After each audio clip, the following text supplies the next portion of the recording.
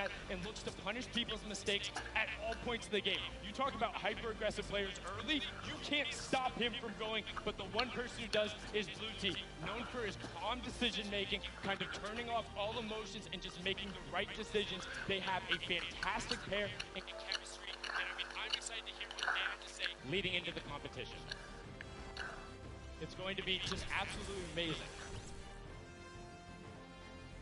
Fantastic. We've got Blue T and Rope DW here, two beyond incredibly mechanically gifted players here. Blue T, you've placed consistently in the top 15 over the last year from the Winter Royale qualifiers, the Secret Skirmish, and top 5 in the Share the Love event. How are the two of you together going to work to secure this #1 spot today?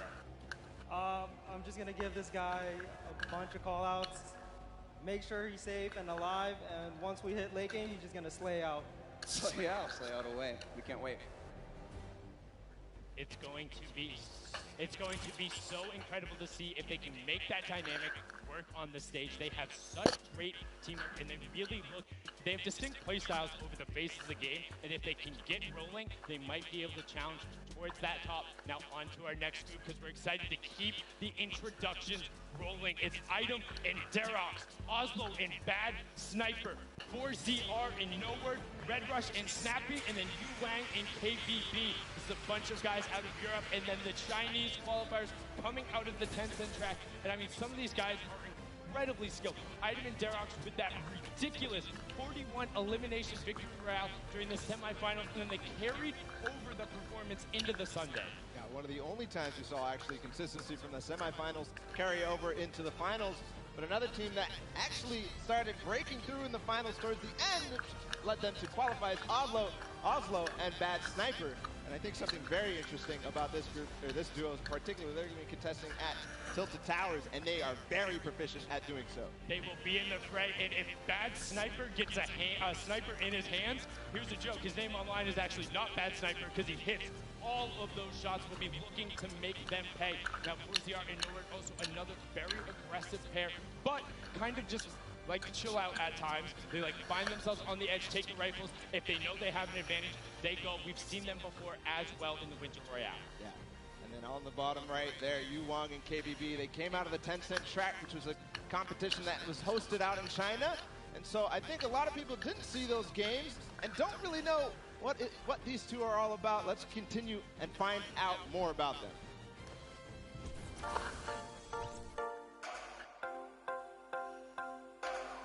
心情的话，非常亢奋嘛，就可以跟各国的选手切磋。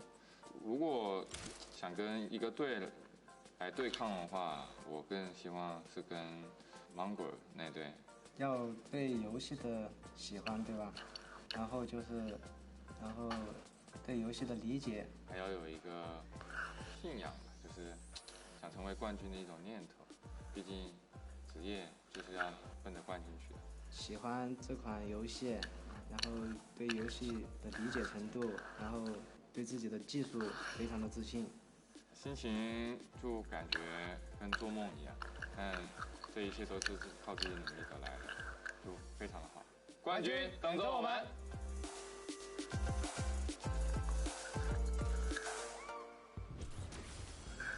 So happy to see their level of excitement and to be here representing China through those Tencent tracks. It was amazing to watch them play in those games. A distinct different style, but also very built-in rifle-centric. Will be one of 2 Chinese teams representing. And now into our last section of qualifiers. These were the guys who ended up qualifying in the final week. The last chance to be there. It's Slacks and Keys, Calculator and Macwood, Zone and King, Epic Whale and 4DR Storm, and then Vinny and Zexro. And I mean, so many of these guys we could talk about right now, but the one I want to focus on, King and Zone, coming out of Argentina. They are ridiculously aggressive, know how to go full send, and I think people will be surprised. They're able to execute on a level where if they get rolling, it's going to be very hard to stop them.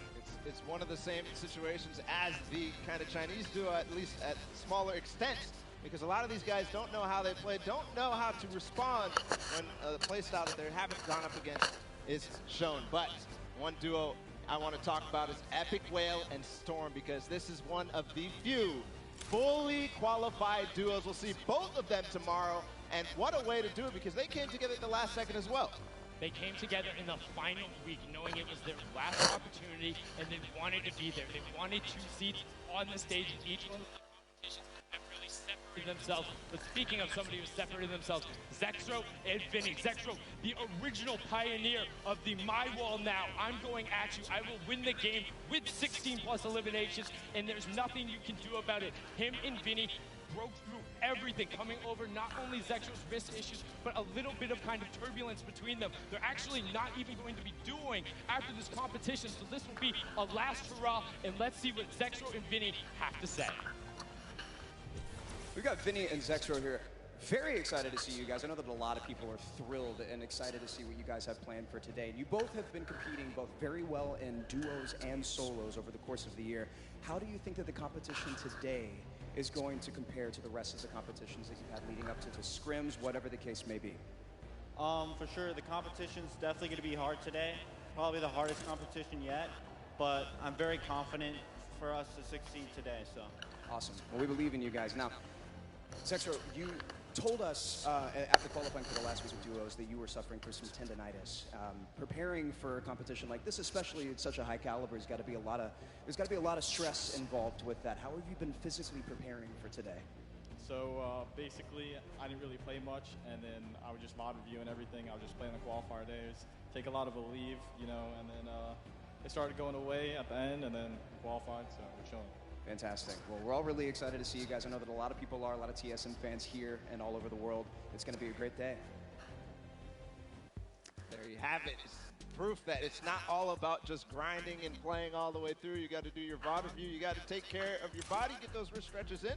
That's Zexro's story there. We'll see how they perform today. We've got one final group of duos to let on the floor. It's going to be Serpent and Hype, Wolfies and Rojo, Skype and Vato, Borwins and Tux, Kluja and Thomas HD, and then finally Puz and Ming. I mean, there's so many players in here you can call out. Serpent and Hype were the original. Can you translate it to Sunday? They won so many of those semifinals, and in the last week, were able to do it. I got an opportunity to actually talk with Rojo in the practice room, and he says he's excited to be here, wants to play, wants to get on the stage, and knows he'll be able to enact their game plan. He wouldn't tell me what it was, and I wouldn't leak it anyway. Though the stream duo, kind of a little bit of parity there between Vinny and Zexro. Skype battling a ton of wrist issues and then able to overcome it, and I got to speak with him as well, and he's like, I'm just happy. I'm glad I'm here, man, and there was a fantastic post he did about it. Yeah, he had that foot longer where he basically went through how he lost his confidence because of his wrist issue and then gained it back because of the support of all you guys at home who supported Skype through his journey. The French community doing so as well. Moving on forward, Borwin and Tux, somebody I think is very interesting because they qualified and moved through the entire, they switched duos at the last second, so same thing. And then you have Kluja, a player who qualified as well for the solo competition, and Thomas, his partner from Singularity. And the final duo, Puz and Ming, representing from South Korea. Unfortunately, there was an Asian team who was unable to make it. Puz and Ming having won in the Week 8 qualifier where there wasn't an additional spot. And on top of that, their consistent placements earned them that ultimate spot coming out of the region. We had an opportunity to talk with them and have a package set up, and let's see what they had to say.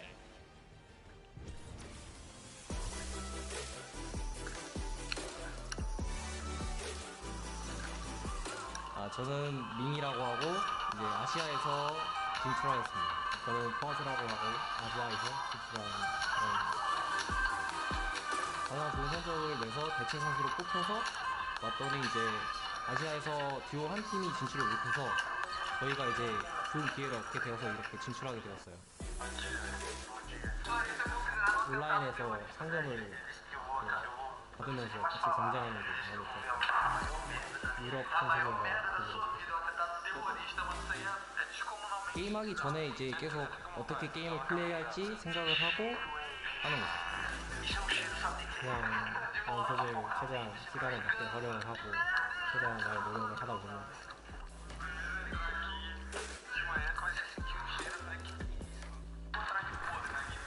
I I mean, I can only imagine what is going through their heads. First, taking the top spot in a week where there wasn't a qualification spot, and then having one of the most consistently best placements, then being chosen as an alternate, and finding out you're going to be competing, having a chance to represent Asia and South Korea here, and they are very good. They're known for playing aggressively, trying to find a side of the zone, box themselves up, and get some shots towards the side of the rotation. If they can get that position, don't expect them to not be dangerous, because they will make some waves, and that's the competition. Those are all the players. Those are the 100 best Fortnite players in the world, the 50 best duos, and now there's a duo in particular. We talked about it. The loudest duo when they're announced. They want to be the loudest duo when all is said and done. We have Mitro and Mongrel down on the floor. Jordan, what do they have to say? We are all so excited to see these two play, and honestly, to hear their comms is one of my favorite things when I watch these guys play. Now, competing online and competing at a LAN is two very, very different things, obviously. What is the preparation like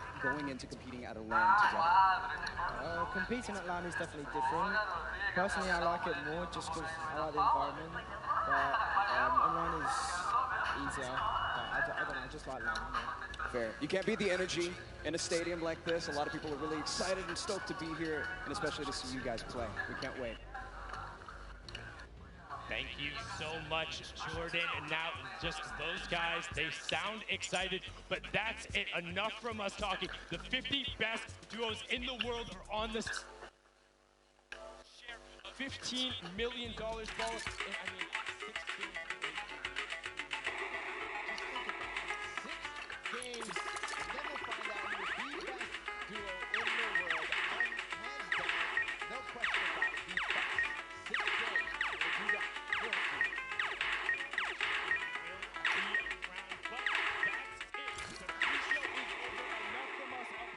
Breaking down gameplay later. We're gonna toss it on inside to kick the show off. You guys have a good one.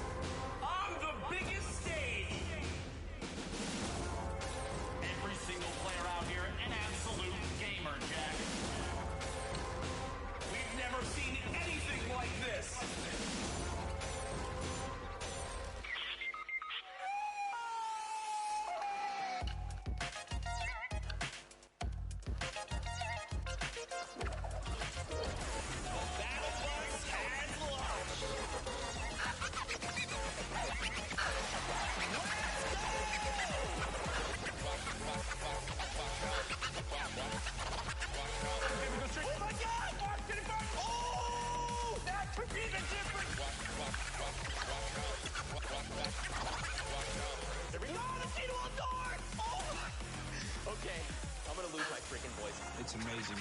It's like, you feel so free, it's ridiculous. And then we just kind of watched, like, our names pop up on the screen. It was pretty surreal. It was a huge sigh of relief.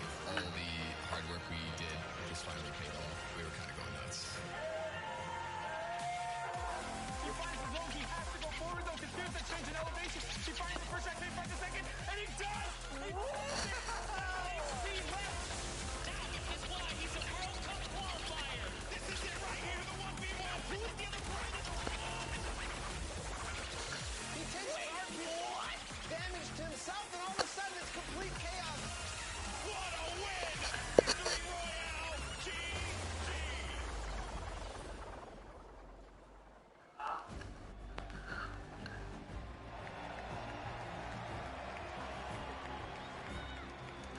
Ladies and gentlemen, this is the Fortnite World Cup Finals live from my hometown, baby. New York City, where you at? Where you at? That's what I like to hear. That's what I like to hear. This is it, people. The moment that we've been waiting for. 10 weeks of competition leads to this. I'm your host, Golden Boy, and I couldn't be more pumped to be here because we're about to see the greatest Fortnite players in the world go up against each other in duos competition. Millions in prizing on the line, and most importantly, what's right behind me, the championship, the trophy, and the first ever Fortnite World Champion. We're gonna crown that today, and it's gonna be awesome. And I wanna know if everyone here in the Arthur Ashe Stadium, are you hyped? Are you ready? You know what? Maybe I can't do the job. I think this will do some justice.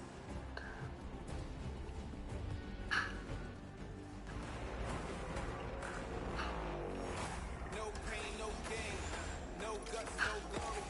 I'm a one-man army, ain't a one-man army. Ain't a weapon formed against me, and you already know the rest, so you know your best ain't gonna stretch me. If you the best, I'm the next thing.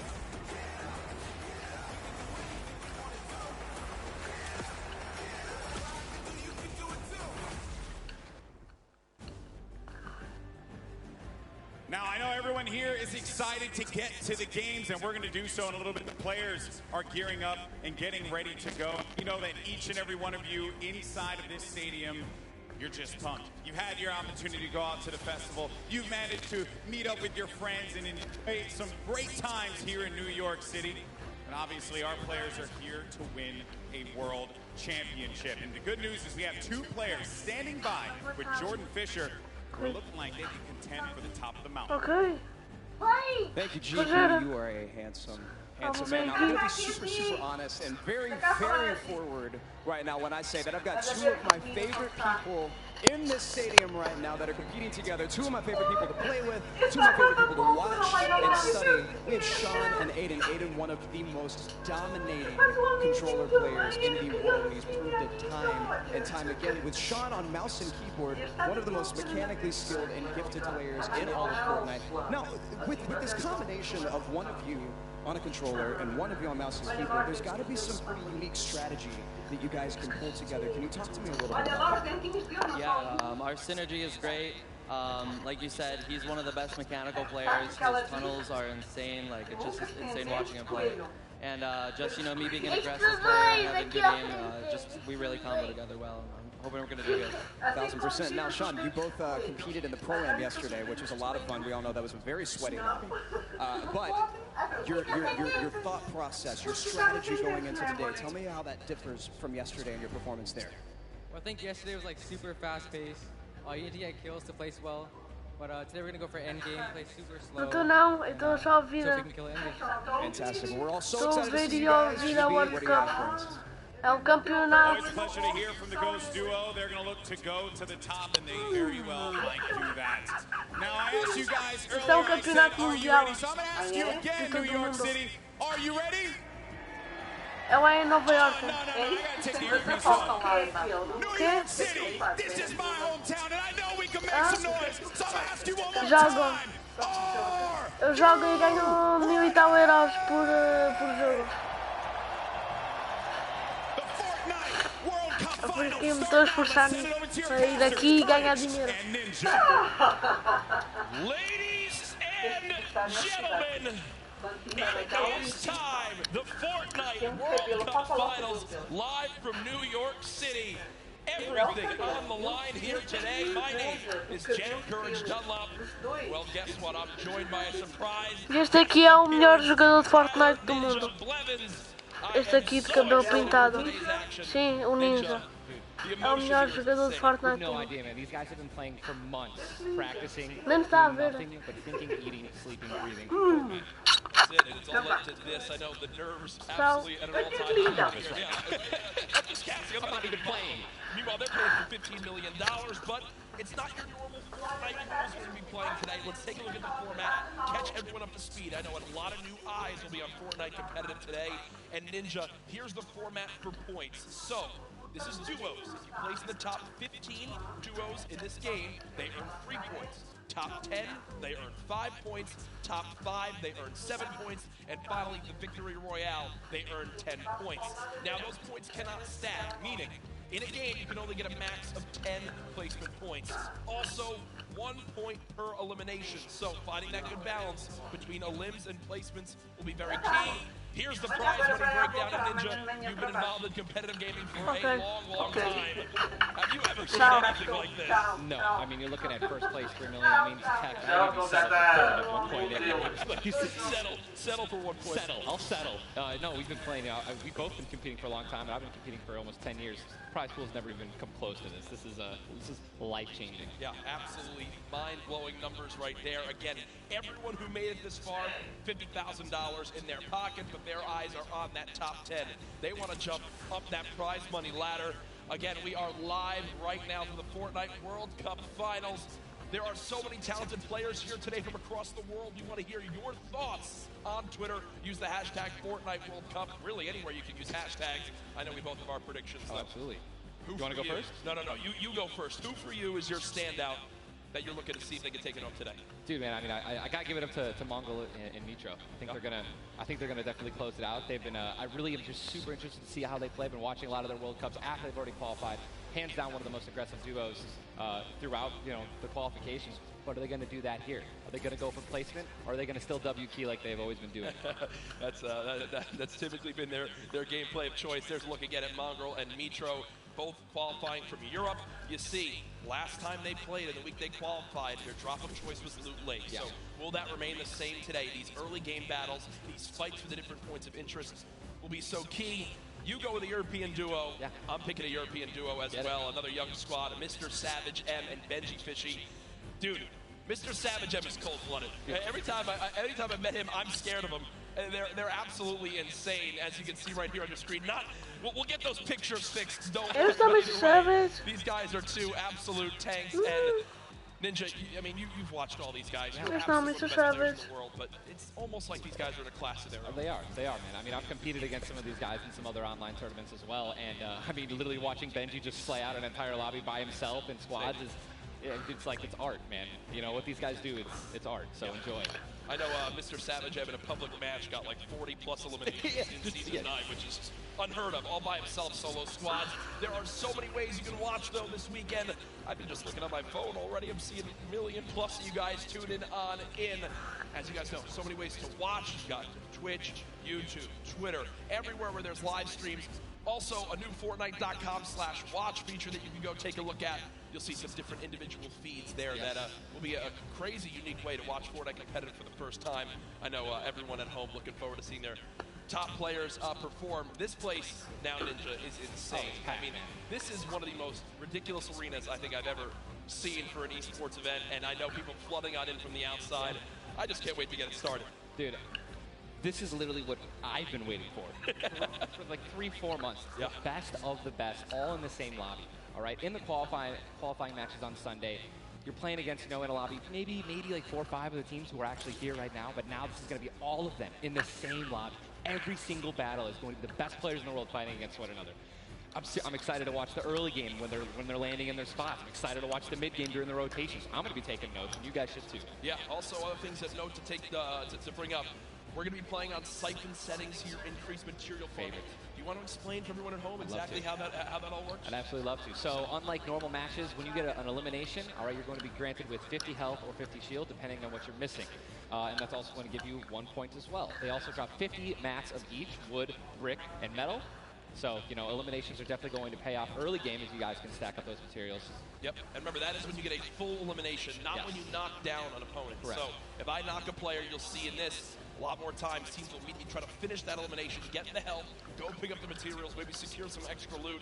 There's a look at the lobby screen. And, Ninja, I was laughing with you earlier when the players were warming up earlier today because they got some warm-up games in. Obviously, for many of them, it's their first time in a major LAN event. They wound up going through and they were just sitting at the spawn island like they were right now. I mean, look at the build battles happening on spawn island. They're all editing, they're all aiming. None of them are just sitting still. The nerves running through them insane. The average age in today's tournament, 16 years old. Some of these guys are going to walk away with $1 million+ this weekend. At 16, What would you have spent your money on? I don't even want to know. Why not even ask that? 16, man? Just a bunch of candy and energy drinks, man. I didn't really. So basically the same as today. Exactly. Nothing really would change. Nothing's changed. No, it's so much fun, man. Again, people flowing on into the venue, looking at these duos, looking at these contested areas, right? Loot Lake has been a very hot topic. Yeah. You know, Aiden had been landing up throughout all qualifiers. You see, you know, Mongrel and Mitro, I've been hearing some notes about, you know, Tilted Towers and or Neo Tilted, as it's now called, of where they're going to go. In your opinion, right now you play 6 games. Yep. You know how detrimental it can be to your mental state if you have one where you kind of drop right off spawn and get taken out. Yeah. What is your game plan? Are you going for it? You don't care how many people land there? You just go and play your game? Or No, I think you shy away? What do you do? Oh, man, these guys have been practicing. They know. They know that they're going to be contested. They know that, and they're not, you know, if they're intelligent players, they're going to play exactly how they've been practicing the last 10 World Cup qualifiers. They're going to go exactly where they go. They're going to push where they're going to push. And, you know, they're not going to care who it's going to be. Now, me, honestly, I'd like to say that that's how I play. But, dude, in a situation like this, I think that if I saw someone contesting my drop, I'd definitely defer and try to go somewhere else. Yeah. But, you know, I mean, you have one bad game. Getting over that, that's going to be a huge mental obstacle, right? You get knocked first. Yeah. That's going to be something that you're going to be thinking about in the second game, the third game. Oh, my gosh, should we change our landing spots? And then if you're thinking like that, it's over. Yeah, and I keep seeing you look down. You're like eagerly wanting to talk about this map. We have what the first map is going to be in front of us. But again, guys, there's so many exciting things going on in the world of Fortnite right now. One of the new limited time modes that is actually going on. Prop Hunt, we watched a little bit of it yesterday.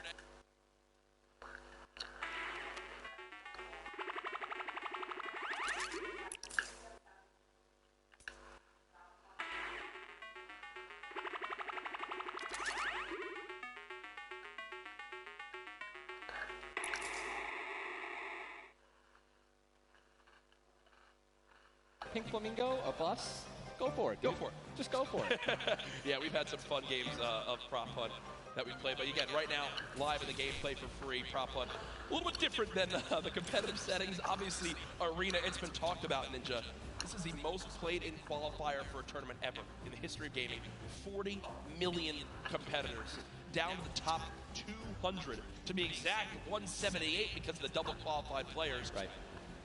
And that is, you can't even put in like your head just how insane those numbers are. I think it's just important to show and let everyone know that, and just Epic continues to change the game. Making these qualifiers online, it just allowed so many of these kids to be here today because they've been able to play it, you know, from the comfort and safety of their home instead of traveling across the world just to qualify. Yeah. So I think this is one of the first times we've seen something like this, a qualifying like this. Dude, I'm just excited to watch these kids dominate in the next freaking 4 hours, 6 hours. I'm ready to stay here all night. Hey, I'm down to stay here all night. I have no problem with that. I'm sure the Arena is as well. When you talk about LAN events, right, you have so much competitive experience. You've been to so many across different games and genres. The one thing that stands out to me, though, it will never feel the exact same as it does as playing at home. So for these guys, what are some tips that you can share or you think that they should kind of take into account as they're playing, maybe on LAN for the first time? Well, do what I always tell people when they're saying, you know, hey, Ninja, going to a tournament, any advice, right? You know, it's, dude, do exactly what you do at home, all right? If you wear socks and, you know, no shoes at home, that's what you're going to do. If you don't wear any socks at all or you wear sandals, you wear that. If you wear nothing but sweats and PJs when you're gaming and practicing, that's exactly what you should be wearing right now when you're competing, right? Yep. Don't try to change anything up. Drink what you normally drink before the games, water, energy drinks, whatever the case may be, or, you know, eat what you're going to eat. Do not change anything up. It's very important to get in that mental state of what you do and how you've been practicing the entire time at home. I've even heard of stuff as far as like don't change your sleep schedule and Absolutely. for this. Like literally take it like it normally is. Now, again, we talk about how there's $30 million on the line of the Fortnite World Cup Finals across today and tomorrow, but there's already been $3 million in prize money given away this weekend. That happened yesterday at the Creative World Cup Finals. Let's take a look.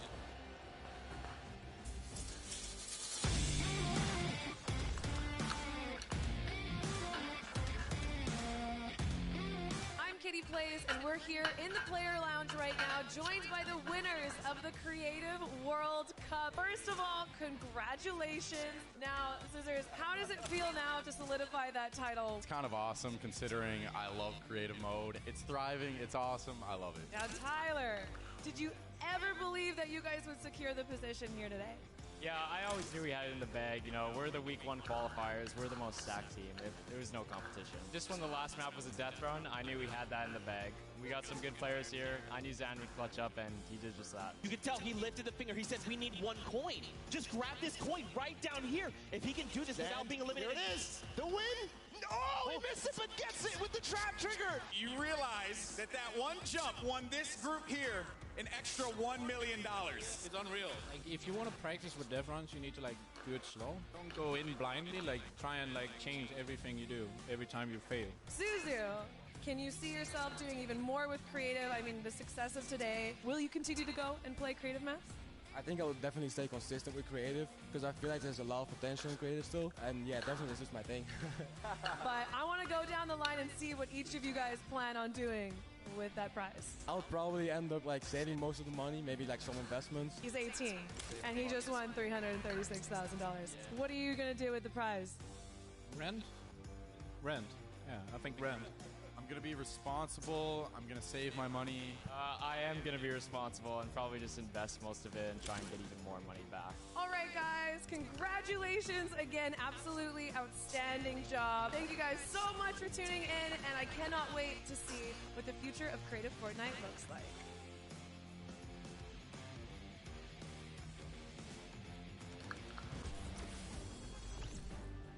The Creative World Cup Finals, so much fun yesterday. Again, congratulations to Scissors and his team.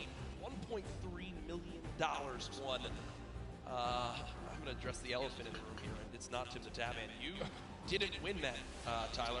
That's correct. What exactly happened here? That's correct. No, we got 4th place, but you know, the crew that I picked out, man, Cal, Taco, and Chaz, just a good bunch of kids, man. I mean, I think, and I also got to meet a lot of the creators, the ones who developed a lot of the maps. And just a lot of passion from these guys, man. And, you know, I was really happy that I was able to, not even me, together as a unit, we pulled in, you know, 300 or 295,000 as a team. I mean, Little Whips, man, you know, we were just killing it, little ice creams. But that event was so incredible. And just another thing that kind of came out of nowhere again, that Epic changed the game with creative. You know what I mean? It kind of popped up out of nowhere. All these people, so many people, there were hundreds of people here because of creative. Yeah. And again, I know I talked to Scissors about it too. He can't believe just how far it's gone from his original runs he made to now it kind of inspired one of the 3 maps yesterday for you. What was your favorite? Was it kind of the prop hunt mode? Was it the run? Junkyard Juke, bro. Okay. Hands down, Junkyard Juke is the most fun game I've ever played. I mean, if you're going to go in with a crew of like 32 people, if you can even muster up a crew of 32 people, like I want that to be a playlist where I can just go and play Junkyard Juke. And it just fills with 32 people. It's so much fun, man. I'm with that. What about, should we get the whole squad together? I'm down with. Oh, we totally should. We should get a massive content creation squad and just go into that. It'd be the most funny thing in the world. I mean, there's nothing greater when you're a little teddy bear and you're just walking around, like, trying to make it in. It's amazing, man. Hey, listen, it's all fun and games here. Obviously, the theme of this weekend. Things going on outside of the fan festival. There's also the Battle Pass redemption. Everyone here has got tickets, has the commemorative tickets. So many things to look back on and remember these moments. For a lot of people here, whether they're players or the individuals and fans who traveled, it's their first time in New York City, such a legendary, iconic place to have this major event. You see, again, the crowd continuing to fill on in, just getting some final things set up for the games. We can get it all launched for you, but trust me, we're all eagerly awaiting the start as well. So many organizations represented throughout the weekend, and I have just received the word that we want, Ninja. The game is ready to go. I'm ready. The first Vic Roy, man. Who's it going to be, guys? All right, I want you guys to scream out your favorite duos right now, man. Let's make some noise. Who do you think's going to win today? Scream it. I want to hear. Oh, it's gibberish. None of it makes sense. I think I hear Mongrel, Mitro. Here we go. Ladies and gentlemen, the Fortnite World Cup Finals duo competition begins right now. This is going to be intense. I mean, there's nothing more, honestly, nerve-wracking than the initial launch. Off the bus, man. You're flying. Someone's going to die. Someone's going to be eliminated. Who's going to be the first one? Yep. You don't want to be the first one knocked out in the World Cup. You know, I mean, literally, I knocked him like, you know, it was the first game in the Pro-Am, and that was just amazing. You can't live that down. I don't want to be the first person knocking this. No, for sure. As now we immediately hop on board with my pick to dominate today, Benji Fishy and Mr. Savage, and they're heading right towards Happy Hamlet, a place they've called home so many times, and this is contested. Already contested. You're flying on into here, Ninja. The game's so key and already Benji Fishy shots down range with that revolver, but area is contested. You see they're kind of split from each other right now. What are their comms like in this exact moment? I mean, I think right now they're just going to be trying to hear exactly where these guys are, footsteps, any type of information they can pass off to one another is going to be very important. They've been practicing this landing. I'm pretty sure I watched these guys play literally every week because they're from EU, so they were before NA qualifiers. And yeah, this is exactly where they normally land. Savage and Benji, they don't always land on top of one another. And you're honestly at a disadvantage if you do land in the same house because you're going to be getting less shields of one another, right? Less chances of getting shotguns and things like that. And I'm just interested to see how they're going to play this out. Are they going to be aggressive? Or are they going to back down? Well, we just saw the first zone has been revealed, and it is a northern side zone, so anyone in Happy Hamlet not safe. Peak crosses flight, Paradise Palms, Lucky Landing, all not safe.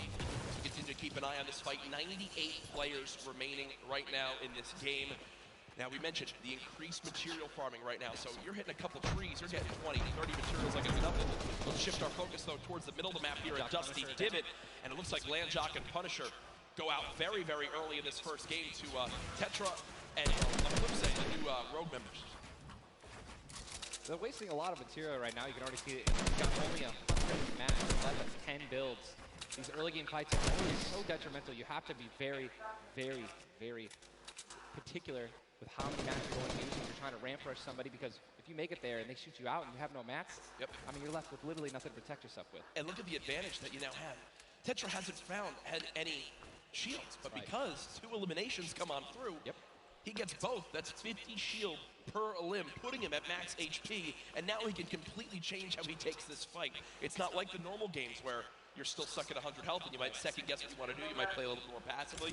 No, because of those early elims, they now have Dusty Divot to themselves. They pushed out the Asian duo, pushing towards that top Dusty Divot side of XXM and Mend, and now they're sitting pretty. Divot all to themselves. They've got metal galore here, as well as wood. The one material that really be lacking is going to be stone. Yeah, definitely going to be lacking stone. They can get a 500 metal, which is going to be their most valuable asset here, landing in Dusty. What I'm just interested to see is, you know, they have no rotation items when you're looking over there, so hopefully they find something that's going to help them rotate later. There are no balls that spawn in Dusty, so no ballers. It's going to be very difficult to make it to the late game if you guys don't have some sort of crazy rotation. Shadow bombs. Here's another fight going on towards Fatal Fields, and with how little materials there are, you got to think these players down low who are already just on white HP are in a tough spot, and there it is. Scarlet and his duo, Bell, get the quick elimination onto Brush. And that's going to push back Brush's duo into Fatal Fields and try to hide for a brief moment. Another rough start right there. So much stone in Fatal Fields. I feel like Fatal Fields is an underrated landing spot. I think you can get everything at Fatal Fields. You definitely get wood and brick very quickly, and then there's definitely some metal that you can gather around. You know, there's a bunch of cars and things like that. Some tractors there in the sticks. But listen, man, I'm really curious as to why they're not pushing Sizz. Well, it's kind of a double-edged sword too, because yes, Sizz is by himself, but we've all experienced how easily you can hide in that brush there in the cornfields. And Sizz Lucky, these top players who land Fatal Fields, know how to actually navigate the loot in the corn without breaking the corn. So I need to break the corn every time. Right. I'm not good enough to know, but there's a certain path you can go on, and Sizz Lucky will actually be able to go back and pick up Brush's cards. So this is key. Think you should go for Reboot it? Vans, remember, when you get brought back, you only had 100 HP and a common pistol. That will bring a lot of attention over. If you are Scarlet and Bell, are you sprint back over that fight? I think so. Now across the map, though, an engagement going out between KBB, Yuang, and their duo up against Vinny and Zexro, and there's the knock right there, Ninja. Drum shotgun's very powerful. It's definitely underrated. You can get inside somebody's one-by-one right there. I mean, there's another knock with the drum shotgun, just absolutely wreaking havoc. Yuang trying to take his wall. I think his teammate is not going to be able to stay alive, so it's going to be Zex and Yu. He's got the shield advantage. All he has to do is play this patient. I'm pretty sure that these guys don't have that many materials, so just needs to spray it out and hopefully find a chance to take him down, but he's healing up. Yeah, Zexro has minis as well as big shields, so we'll be able to get back the full shield. And Yuang now in a tough spot. Do I try to go? Zex definitely can interrupt this now. He took too long to start going with the res, but it looks like he's just going to be going for the reloads, taking his time, and he might be dipping out, maybe trying to. He's definitely staying aggressive, but he's going to get the revive off, and now it's a 2-on-1 again. Zexro staying confident though, knowing right now still at over 150 HP, the teammate has to be at 30 health. The wall comes through, trying to spray it, and it's not gonna happen, and you see Zexro right there, hands right to his head. Some solid damage done, but Yuang dropped down to 59 HP, but with that elimination, we'll bump back up to over 100. Very, very close right there, Ninja, with the drum shotgun. Very important is checking out the Storm right now. A lot of these players, there's a lot, you guys can't see the screen, but there are plenty of people who are outside. They're going to have to start their rotations in. And this is actually where a lot of very talented players with their aim can clean up a lot of kills. This is actually my teammate and I's reverse. Our strategy was to try to get in those spots where you can beam people who are going to be flying throughout the sky using a lot of the slipstreams and just taking advantage of, you know, your incredible accuracy. A little update, too, on Sizlucky. They did get the reboot in Fatal, so they're both back in play. Look at how slow this lobby is going, folks. 92 players left, and a definite fan favorite here. Nate Hill and Funk of FaZe Clan currently set on up near Lazy Lagoon. And Ninja, this is your landing spot that you went to with your duo reverse. What are maybe some little tips and tricks for players at home who like to land here? Yeah, all right, so there's, if you go on the boat, on the ship, every single one of the masts is like worth 200 wood. So you definitely want to go for those. You can easily get max wood in Arena in probably less than 10 seconds. And also there are some metal anchors in town that you can get for about 300 metal, which is, you know, like the most valuable material that you can get. I mean, I'm just 91 players. I mean, have we talked about Storm Surge? I mean, we haven't yet.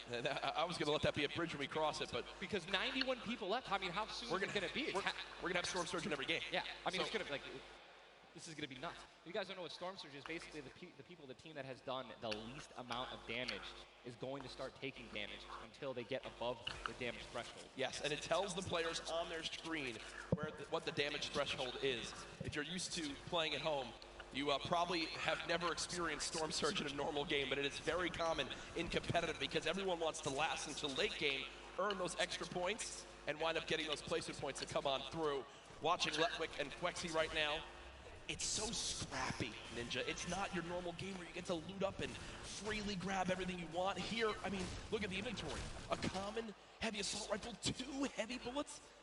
Yeah, I mean, people are not going to be able to loot. They're not going to be able to loot normally. I mean, you have every single spot is definitely going to be contested or have talented players who are surrounding you. You got to be constantly worried about getting sniped from the side. All it takes is 2 seconds of being caught off guard, and you can get dinked twice with an infantry rifle, and boom, there goes, you know, 160 health, man, just like that. 89 players left now in the lobby as Twiz and Cover H, the duo, do get cut down. 45 duos remaining. The second zone has just been revealed, and again, Storm Surge will begin after that. I absolutely think it's going to happen. That will be for 70-plus players. So you keep that in mind as this goes on. Players who haven't really done any damage will know that they're going to be at a point where their hand is going to be forced. They're going to have to put on a little bit of aggression. You're going to see the game pick up just a little bit here. There's Snappy and Red Rush already in the next zone. They're more than happy to just farm up this metal structure and claim it as their own. They're actually very centralized as well. Yep. I mean, a really great strategy that you're going to see a lot of people going to be using throughout this weekend in solos and in duos is to just try to get in the dead center of the second zone and honestly just kind of pray that the circle is going to continue to rotate in your favor. I mean, I'm still looking at a lot of these guys' inventories. One guy just gets knocked in front of him. Like, he's going to try to save his team. It's not going to happen. But there's not a lot of rotation items. I haven't seen a lot of shockwave grenades. I haven't seen a lot of shadow bombs. I don't see any launch pads in anyone's inventory. Yeah. It's going to be such a, like, the rotations late game are going to be nuts. People are going to get lasered out of the sky. And Letwick now all by himself in a 1 versus 2 as his teammate did go down. You see Harpy and Volks still quite healthy between the two of them. Over 140 HP for both of them. Harpy still playing the slow ground, trying to spray out the opponent. And look at the material count for Volks, 135 total builds. It does look like Letwick just kind of ran away, but I don't believe Letwick was able to grab his teammates' reboot card. So will basically be by himself the rest of this game. You know, it's going to be almost impossible to perform alone when your teammate is knocked. And there's the Storm Surge warning. These guys are 106 above it. You guys can see that, which means that there's somebody who has 106 damage less than them that is currently below the threshold, and they are going to need to hit some people, deal some damage. And that's actually the beauty of Storm Surge, right? You don't necessarily only want people kind of just lingering around in their 1-by-1s, praying that the circle moves to them. You're gonna see some fights that are gonna be forced to break out because players need to get above that or they're gonna die. They're not gonna be able to make it. Now moving towards the Dusty Divot Diner. You see Clicks and Skeptic. Yeah, the very young duo from NA East, and you just said yourself, I didn't even know you could farm this. I didn't even know you could get down there. This is the beauty of it, right? These are the top players in the world showing off the little things that they know that really no one else can pick up on. Many teams already stacking here as there's so many materials to be farmed up. And for a lot of players, Ninja, once they get max, they don't just stop there. They keep farming to have an excess for more if they need to expend a lot of materials quickly. On the bottom right of your screen, you see a fight going down in Salty Springs. A lot of grenades being thrown right there. That's going to be Serpent and Hype. Serpent and Hype in a pretty decent spot. If you guys can look up the mini map that we're staring at, every single team is now in the safe zone. Everyone is safe in the next circle. It is moving in. Double heavy sniper is in play. For those of you guys who do not know, a heavy sniper will take out a metal wall. It'll take out pretty much anything. It does 1,500 damage to structures. So if you have two teammates who have double heavy snipers, they can see a team, line up a shot of somebody hiding in a 1-by-1, and be able to take them out. And that changes the game completely. Once you hear double heavy, you can no longer sit still ever. Or if you know where they're at, you have to make sure you have at least 2 walls of cover on that side to protect you from the inevitable double snipe. And when we say double snipe, it's as far as 1, 2, 3, shoot. And they both fire at the same time and catch you off guard. There's absolutely 0 time to react. And one thing you guys we've talked about are the rotation items. We got 6 shadows for this guy, and they have a baller, so they're sitting pretty. I think these guys are in a great spot. Absolutely. And you see the zone did just update towards the northern side of this current storm. Storm Surge is now in play, so players beginning to drop. 80 players in total in this game. They will just rotate on out of here. Hype and Serpent don't want the fight. And that's Jay now quite weak. With Storm Surge beginning to tick in, Quentin and Lanouf now having to push a fight as Storm Surge is affecting them as well. And you see it just kind of smites them down from the heavens, and there they go, getting dropped by Storm Surge. Unfortunate for them, but again, with not enough damage done, they do fall below that threshold. Jeez, man, Storm Surge really does just force people into some pretty tricky situations, but again, man, it just goes to show a lot of aggressiveness is going to pay off for teams, man. You don't want to be put in that situation where, you know, you have to desperate and push. Maybe a duo that's better than you in combat. You know what I mean? And Airwax and Nikov just... That's a replay. Was that a replay? They just went down. Airwax and Nikov are winners. Well, Airwax at least are back-to-back winner of the Pro-Am. Does go down. Airwax double qualified as well. Tough first game for them as they do go out quite early on. 71 players left in this game. 38 duos. Again, it's a slow crawl as everyone begins to drop. Have you ever seen anything like this in competitive? No, I think that the only time that we saw numbers like this were when the circles they didn't really chunk that much and they were more centralized in the beginning of competitive. So really no one had to rotate that much and no one had to fight. So now that these circles are really just kind of moving around the map, you can't really predict them. I mean, you're getting these players who have, again, the great aim and they're just beaming people who are focusing on trying to rotate in the circle. Now look, there's so many people coming from the south right now. And it's just free kills if you guys are in a top position with solid aim. You're going to Tekra right now already getting beamed. He's spamming the spacebar, trying to make it as difficult as possible to hit. He sees a lot of, look at it, already trying to figure out right now, where's he going to land? Look at all these people who are already boxed up. They're already creating these tunnels. More shots coming down. And he's going to be able to make it. 8 grenades. So that could be, I mean, if you can get in a position where some players are already getting focused on the outside, 8 grenades, he might be able to clean up those kills too. Yep, that's right there. They do box up in time. Did take some shield damage, but thankfully they have some minis to replenish that in just a few brief moments as there's Eclipse now using them. He's got his teammate right next door as well. Medkit, so they're going to pop that too. Every little bit of HP matters. Save the campfire for the late game, it appears. Ronaldo save the campfire. In the elimination feed right there. Here's a look at Mongrel earlier with his duo Mitro. They're set up currently in the zone. 68 players left. Love watching this guy play, man. I'm serious. I mean, here's, you just check his inventory. Only got 2 guns right now, which is inventory rifle and a combat shotgun. So he has no spray guns. All right, spray guns are, you know, anything to an SMG, tactical assault rifle, SCAR, anything like that. You know, you've got to have a gun that can shoot pretty quickly to kill players and hit players through their 1-bys. You know, very difficult. And look at that healing too, though. Yeah. 5 slurps, 2 slurps. 5 chug flashes. And they already have a slurp ticking. This is insane. Super close to the zone as well. They don't have to move too far. Yep, and material-wise, look at that, 135 total builds. They're in a fantastic position to make some noise in game number 1. We'll definitely keep up to date with them. The slipstream slowly inching towards where it begins to shut down Ninja, but with so many slipstreams still available in this current zone, a lot of players are going to use that to rotate on in freely without using launch pads or the shadow bombs. There's your whole map right there, the eastern side of the zone. None of these players really going to be able to play. They're going to have to inch a little bit more towards Loot Lake if they want to be safe. Some of the best, I mean, look, these are the best players in the world, and look how close they are to one another, man. I'm so excited when they actually have to force into these fights. The Storm's going to start pushing them. Look how, I'm sorry, man, I just can't, man. You guys notice also, Stinks, man, these players are so talented. It's going to be so hard to spray through their walls and actually deal damage to them. So you need things like grenades, like Stinks, right? Little fart bombs is what I like to call them, to force people out of their 1x1s and try to shoot them as they're rotating away and trying to build new 1x1s to dodge the Stinks. You see the Stinks right now going down on Mongraal, and Mongraal gets immediately ripped in two as it seemed like the lobby began to focus him right there. His duo still alive. With good rotation, luckily. Definitely has a bunch to, to be able to play with. The next Storm Surge has begun to kick on in. Mitro, 12 damage below, will have to begin to put shots down range. The zone pushing as well. So in this position, with the zone at their back, Mitro's goal, spray at players who have to push from the zone. They have one way they can go. They can't afford to take storm damage. They've got to push right at him, and Mitro knows that. Now begins the fire. Dubs just below as well. One of the players who qualified multiple times through solos and then once in duos. They also have some great rotation. 2 ballers still intact. And here's the thing that you just mentioned, all these players who are going to be rotating in, being forced to rotate in, everyone knows that. Very little ammo though. Look, these are the last 9 assault rifle shots in Dubs' inventory. It is getting scrappy, folks. And there's the split. Still only 80, meaning combined between the two, they really only have about 150 shots to work with. The zone still pushing. 61 players left. Reminder, folks, this is game number 1 of 6 today in the duos competition.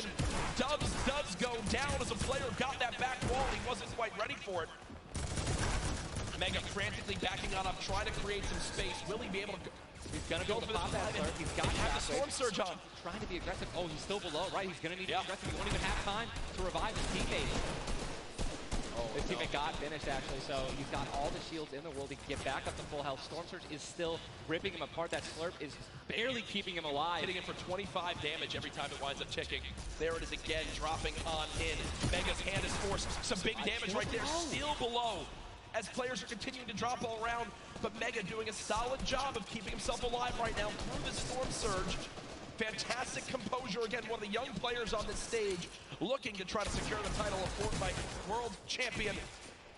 No more Dubs. The duo still okay, down. So now finally above. Finally above, and guess what? The most important thing to realize, guys, look at that rotation.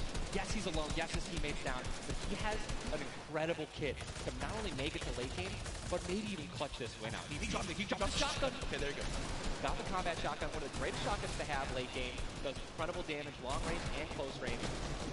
And all the guys, the circle just rotated now into the storm. Massive amounts of distance needs to be covered. This Storm Surge is insane. It's still going on. Finally taken out. 52 players left. And this is where things are about to get serious, guys. Thomas drops some ammo right there for his teammate, Inclusia. And you see Thomas, that epic infantry rifle, one of your favorite weapons, Ninja. What is so good about that assault rifle? It 100% rewards pinpoint accurate players, right? There's no bloom necessary. Your marker, your aim is right on their head. Boom. You're going to get that headshot. You're going to get 80 points of damage. And there's now the upgraded versions, the Legendary and the Epic, have 10 shots instead of 8. So, I mean, it just packs a punch, man. It can really catch players off guard. And that's exactly what you're going to need when you're playing against these top players who will literally build and protect themselves when they get shot once. Folks, there are 45 players left in this very, very small zone. We are now on our 6th storm. You see it's about to begin to move, and players will frantically have to go across the map. Zayt and Sap right now discussing exactly what they should drop, pulling up their map, looking exactly where they have to go. 44 left in this one. We already got people using shockwave grenades, guys. This is a very far rotation for the second movement circle, so this is actually going to move very quickly. These people are going to potentially get stuck on their launch pads because there's so much frequent building. It's going to be nuts. And who's going to try to take the high ground? Because after this first circle goes, this is where people start to only try to use the high ground. And we know high ground is everything in competitive Fortnite late game. Everyone frantically moving away from the common enemy of everyone, which is that storm circle. Macwood taking zone damage. Daedra as well. King slowly bouncing on through with the Shadow Bomb. And does land. Yes, but taking no storm damage, just playing right on the edge. Yeah, right on the edge of the zone right now. Will just stay boxed up for a brief moment. as now there's 36 players remaining. Stompy in the elimination feed. Arkram now goes down as well. You can see the elimination feed on the top left to keep track of your favorite players. There's so much is going on. This is what tunneling is. When you hear players mention tunneling, this is it right here. You move with the zone, you tunnel your way in, give yourself cover, but not a lot of materials left. Only 22 builds, and this zone is stacked. But look who's on the high ground. It's Mr. Savage and Benji Fishing. That would be your 2 picks, so good for you. All right, I have to owe you a bet there, man. Watch that. All right. Mongo, unfortunately, do you still know if Mitro's still alive? I mean, listen, people are dying left and right, being eliminated. More Savage just used another shockwave grenade. He already had high ground, though. The question is, are people going to try to take it? You know that if you really want the chance to win this, you're going to have to try to take the high ground off him or have a rocket launcher to just take him out of it. He's just so weakened. Mr. Savage just looks up and beams the player out of the air. It's all Benji Fishy and Mr. Savage in the elimination feed right now. 24 players left in this one. But 20 duos. There's almost no duos remaining, Ninja. Right, it's all solos, and this is kind of what's going to happen, man. Mr. Savage goes down. It's up to Benji, and listen, Benji's been in this position before. We know he can handle it. Nitro's still in the game as well. I just saw him. He looks incredibly healthy, but now taking some storm damage. Benji's just going to try. Look at the materials. Not a lot left. They're only using their shadows. I think he has 1 build left. Yep. That's it. That's all he has. He's got 10 total builds. 10 total builds. He's just trying to outlast as many players as possible. Remember these placement points. We made it into our top 10 duos. Now into our top 8. Zay and Saf now. Zay and Saf now on the high ground. This game. One of the few, the only duo left. This has a Zay and Saf win written all over it. Mitro, Mongrel's duo, was all by himself very early on, still alive in this one. 40R Storm now getting beamed. Can the North American duo of Zay and Saf close this out? Raining down fire from up top. You see the frantic builds coming in. Benji Fishy goes down. Mega, Mitro, and Scarlet on the low ground. Shots still coming on in. Zay and Saf just sitting pretty. Mitro just got a double, I think. 5 limbs. Tries to get it done, not enough. Zay and Saf, 2 versus 1. Will they take game number 1? Yes, they will! Zay and Saf had the high ground, and they used it the entire game. Rain fire from above. We're able to make up 5 limbs plus 10 placement points. That's going to be 15 points. Game 1. Talk about a monster game number 1. You saw the immediate reaction. They know how key that was. And I've watched so many games of competitive Fortnite, Ninja. They were the only duo left with still like 18 players remaining. When they get the high ground like that, they send 1 player down to get close. Scarlet was already weak, and there's just no shot. In the end, the veteran players of Zay and Saf take game number 1. And you know, Ninja, that was a big topic of conversation. Players with LAN experience, players who've been around the Fortnite competitive scene at these major events for a long time. Will they let the nerves get to them? Guess what? The answer is no. Zay and Saf take game number 1. Kept their composure. It was absolutely incredible to watch, man. And seriously, these guys have been absolutely dominant in the World Cup qualifiers online. And it's only fair that they continue to show their dominance here at the actual World Cup stage. Brilliant performance. You know that their game plan is always last as long as possible. Absolutely. But the fact that they made it through those storm surges, even with them not getting very aggressive, they had 0 limbs down to those final few moments. Mr. Savage and Benji Fishy, we have to talk about them for a second as well. The European young duo. They were on the high ground. It was looking good, Ninja, but so many players focusing them, the shockwave grenades as well, and they had no healing left. It's unfortunate, man. We have a group full of these players who are literally the best in the world. They know exactly how to win, right? So if they don't have the high ground, they know that whenever there is a moment that they have to shoot the high ground out with rockets, shockwave grenades. I think that's actually what happened. It's shockwaved up and knocked them off the high ground. Yep. But when you have shield like Zay and Nafted at the end there, and that high ground, I mean, it's over, man. What a sigh of relief. Incredible first game.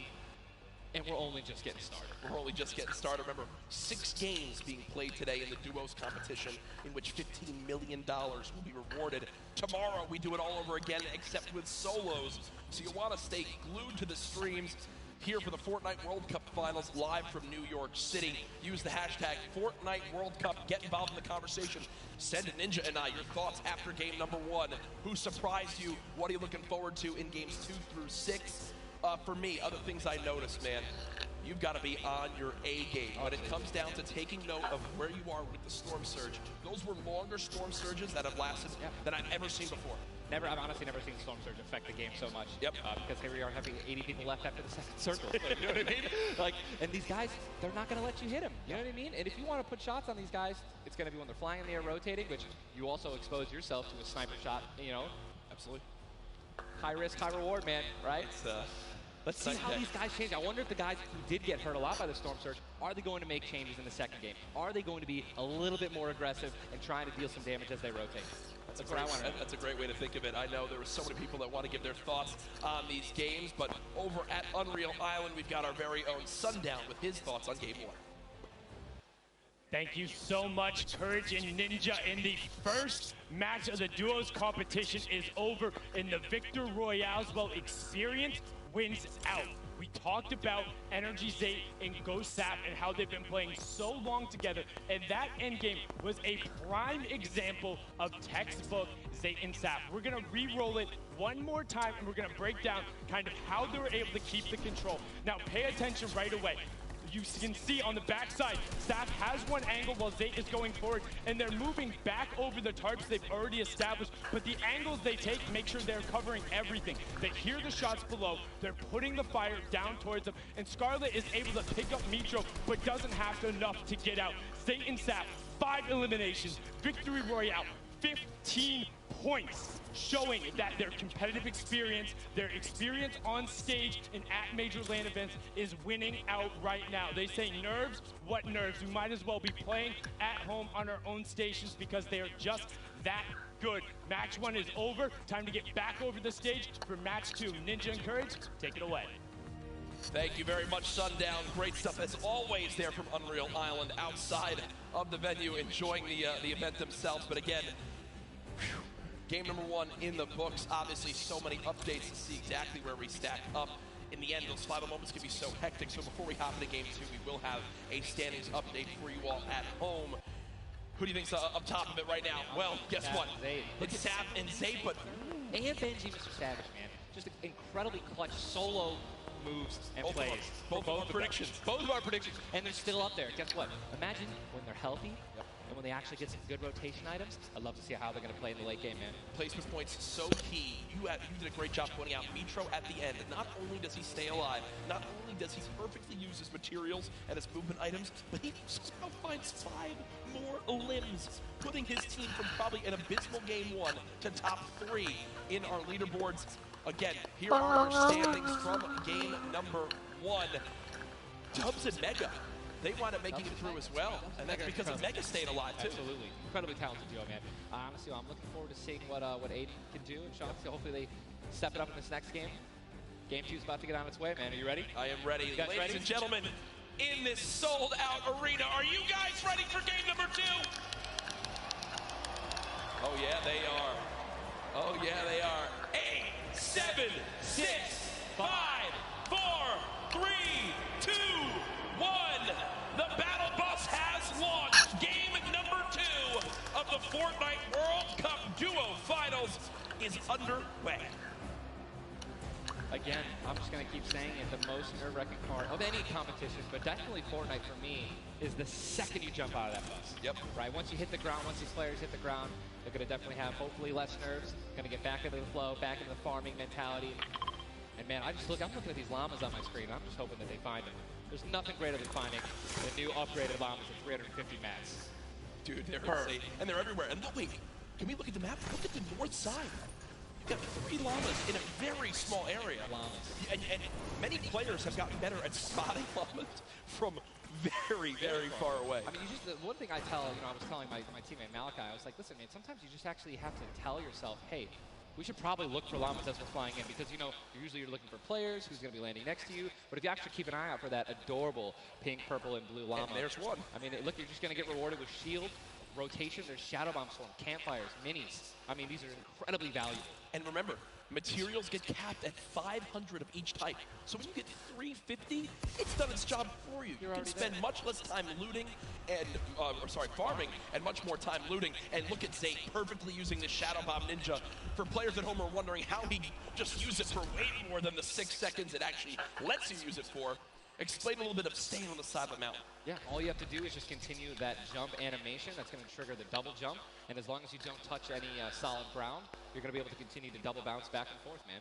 It's an incredible use of the Shadow Bombs, and you're probably going to see a lot of players do something like that in the late game off of other people's builds, and which is way more difficult to do that off a mountain, by the way. For sure, as we now take a look at Storm is landing side of the map, and the Storm is very far. Great point to bring up there. We can see on our side, the zone right now basically gets cut off at Dusty Divot and Neo Tilted, and the rest of the north side of the map are in play. So everyone near the middle and south side will have to move, and you see in the elimination feed very early on, Elevate does get cut down. So a tough start for the duo from 100 Thieves right there, as you've got to wonder if Arkham's still alive. Either way, though, Daedra and M11Z looks like they have players down in Loot Lake, Lucky Landing, and they do have a duo nearby. Looks like they're trying to obviously back away while continuing to farm up. Lucky Landing is not really a 4-person landing. When more than two people land here, one of them is going to be leaving a little bit handicapped. And Yuang in a fight right now, popping that last big shield, so all of his damage that he will take from now on will be permanent unless he gets an elimination and gets... Look at how good these stink grenades are right now. Scram and Nexi have lost so much HP off the start of this one, just from getting ticks. The spray does come on through. A third party, though, beginning to shoot down on a Yuang. So another player putting their attention towards this fight. Trying to line of sight at Snobby, but KBB does go down. It's now Yuang all by himself, and no materials left, Ninja. He can't even take a wall. They're really, this is an abysmal position to be in. Yuang knows that, trying to fall back to his teammate to maybe sneak a revive, but I just don't see. A lot of these players really are kind of hesitant, you know what I mean? They don't necessarily want to push. There is a third party now. They don't have a lot of shields. Are they going to get it off the right play? They're going to go forward. Yuang no shield. And he's going to get the double! He's going to get the double and the revive on KBB. And there was some delicious shockwave grenades that just slid down the ramp. Yuang takes them down. The 4 builds left. I believe there was some help. The shots that came in from that third team getting nearby, which weakened them at first. Yuang gets the cleanup on the last one right there. What a swing for the duo. Shot does come in onto Keys, though, as another fight going down just outside the desert side of the map. Keys and Slacks up against 2. Running out of materials already, and guess what? These guys are at the farthest point of the Storm. Yep. So this is not, they can't afford this fight, right? The longer this takes, they're not going to be able to get materials. They're going to be burning all the materials in this fight right now. So they're definitely going to need these elims to make up for it. That was and he's going to get the knock on Landjock. And Landjock and Punisher went down early last game as well, and it looks like Landjock will suffer the same fate here. Upgraded combat shotgun, you know he's going to take that. Punisher trying to make some plays here. Still, now it is a 2-on-1 situation. Just need to play the numbers advantage. And again, Storm is about to start moving, so they're going to have to make some plays sooner rather than later. No ammunition. Very few build. No shield. This spells disaster, and Punisher goes down, and there's the frustration in the player camera right there. Slacks and Keys, 2 quick eliminations. But you mentioned they can't afford to do that. It takes so much time in that fight. They got to go very far still. Now over to Neo Tilted, Clicks and Skeptic in a fight. Got some shield. Doesn't necessarily want to use this many, he'll only get 10. And he looks like he's trying to obviously take small to help his teammate out. No, he's getting taken. With the trap kill, he's gonna get the knock! Unbelievable, incredible plays. Bad Sniper goes down, and now he's continuing to branch out. When you guys are in fights like this, you always want to do exactly what he's doing right now, which is branch out, continue to build these little 1x1s with pyramids to try to confuse your opponents of where you actually are healing up. Skeptic just 8 builds left. They're trying to stay alive right now. They do have the number advantage. Clicks has time to pop 1 mini, and it looks like they're going to go for it right now. They made the conscious decision to try to build out, but no. They back up for a moment. Finally gets a shotgun. Yep. Shotgun picked up. Grenades now as well. They want to go for the second elimination. And we take the oh my god, we got some trap talk in real life. Did he just take the L in real life? Homie, this is land. This dude's gonna come home. No, I'm just kidding. 40, but the sticks come on in. Sticks coming in, 22 health left. Campfire down. He has. Oh, and look who's here. Third party. Hello. Who's here? NA puts up the take the L, and EU says no, no, no. This is the World Cup, baby. I'm gonna show which continent is best. Mitro and Mongrel, full HP, and they storm roll through. Duel ins for Mitro. Clicks still right there. Down low. Wow, incredible. Let's look at that kit. Gold Scar, gold combat, heavy shotgun, or I'm sorry, heavy sniper rifle for taking opponents' walls. Look at, they're just stealing and bum rushing, and that's going to be it. And there's no shot right there. Skeptic. You saw, hey, putting on a show. I love it. The man does YouTube for a reason. But then also a fantastic player. I think speaks a little bit too soon. Aiden now on your screen. Does knock one. Hasn't finished elimination yet, so still will gain 50 HP if he can get the full. There it is. Now a 2 versus 1. Aiden and Sean. Look at how weak Sean is though, Ninja. Sean has absolutely no health. A little bit of shield. Hopefully we're going to drop some minis here. Ace being the good team that he is. I'm sure he's calling it out right now. But it is also a 2-on-1, and they don't know, we don't know how weak this guy is right now, but if he is weak, they're trying to trade. And there's a double shotgun shot for over 21 white. Players no shield left. They're going to try to put the pressure on. Sean has health, and look how aggressive they're being. They're both one hit. They can actually grab. They're going for it. They're saying, you know, you would have thrown the trap down by now. And there it is. And look at the take from Aiden. The jump out to the side, and they'll be rewarded with shields, with materials. And look, Aiden actually, there was 2 big shields. Yeah. Aiden got the full health. That's incredible, man. You see the stats so far in this game. Aiden has done 434 damage, has taken 312, and he's near backup to max health. I know Aiden is a crowd favorite here. Every time the camera goes on, there's a big cheer from this sold-out arena. For those of you guys who do not know, the Storm Circle is about to update right now. We just saw our second one, forcing everyone out of the north and east side of the map. And also, guess what? Every single llama was found. Yep. All 5 llamas have been found, so we have some probably high material players right now. A lot of rotation. Oh my god, I can't even... Freaking out, man. You're getting into it. Looks right like a now. lot of people. I love it. Yeah, we're looking around. They're all gone. There's only one airdrop that's left, which means a lot of players. It's very difficult, man. Going for airdrops is super risky, but it looks like everyone at the World Cup here is taking their chances. And what's kind of funny with this zone, as you see it on the bottom right side of your map, the slipstreams are there to basically help everyone get from the southeast, east, and south side of the map easily into this zone. So if you kind of sit outside and wait for players to move in from the slipstream, you might be able to deal a lot of damage. And remember, you might think, oh, well, there's no way you're going to get that elimination. I'm not even talking about that. I'm saying free damage for Storm Surge when that comes into play, because it is going to happen very, very soon here. We're about a minute away. It literally looks like we've been watching. But there's 84 teams, 84 players left still. Yep. I guess that's a testament to our observers backstage. Great stuff to them.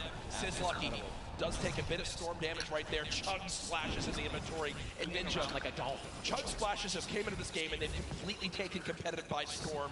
Are they the best healing item currently in this meta? I think that, there's a lot of items that get added where, not everyone is all unanimous about it, right? Some people do not like it. But let me tell you something about these splashes. I don't think I've ever seen more positive, reactions from an item being added than when Chug splashes are added. I mean, nothing but positivity on Twitter. It was absolutely incredible. I woke up to some delightful posts. Delightful posts. Just some delightful posts. Yeah. Those of you guys who don't know what they are, each one, splash, they come in packs of 2. You can stack up to 6. They give you 20 health or shield, whatever you're missing. And they're instant. You throw them down the ground, and they can be used to heal you and your teammates around you, as well as, if you really want to be a troll, your enemies that you're not.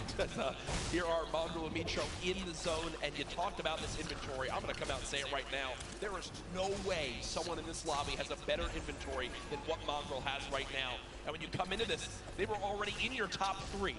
So they're in a position right now, Ninja, where they have a pop-off performance right here. With only 6 games being played after the first 2, they could be your leaders. Absolutely. I mean, they were only 2 points away from first. Man. Yep. They didn't even win the game. And Mongraal went down early before placing points were even rewarded. So, Sean in another fight with Quinton and his squad. Sean trying to take some walls here. And he's out of light ammo. Out of materials. And he's out of materials. So he can't even spray right now. The only thing you can do is spray an AR, and that's not really going to be effective against top players if you're actually trying to take walls. Well, the player tried to drop a trap down low to bait Aiden, but Aiden does not fall for it. The seasoned veteran trying to cover his back.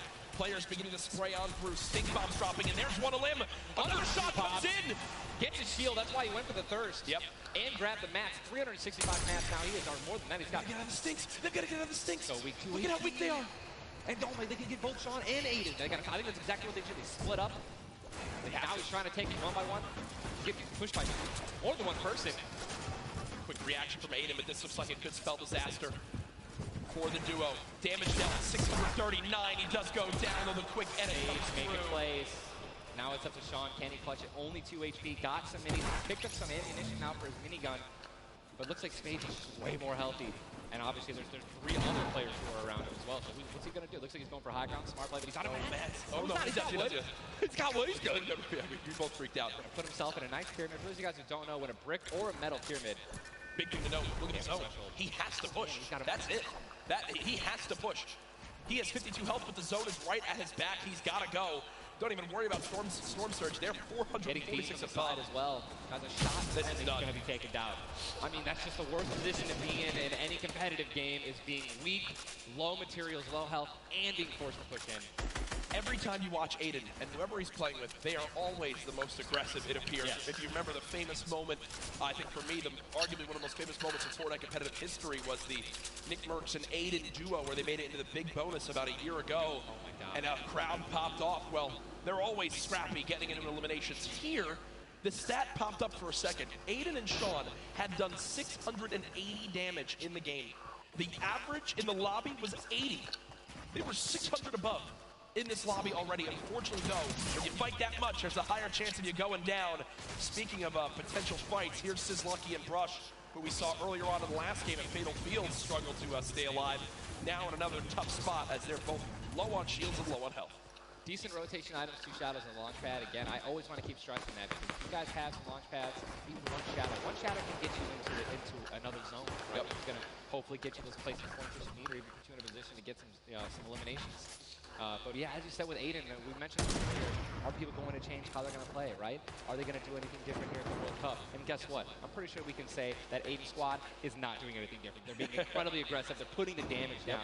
And unfortunately, there were just too many players who took advantage that they were weak. And that was the top 5 leading into this game. You see it updated again right there on your screen of where the leaderboard is at the moment. Mitro and Mongrel staying alive, in a great spot, holding this pyramid edit. And for people at home who might not know, he's not exposed right there, right, Ninja? He's peeking through his build. Correct. If you guys are peeking through a pyramid, you hit edit on it, you cannot be seen, right? And you can also see through it. It's a very amazing feature. Fortnite Battle Royale. Fortnite Battle Royale, the ultimate Battle Royale experience. Ultimate Battle Royale experience, man. Blue T is in the storm, taking damage, a lot of damage, and he's still going to be rotating. Road taking damage as well. Thomas gonna have to make some plays.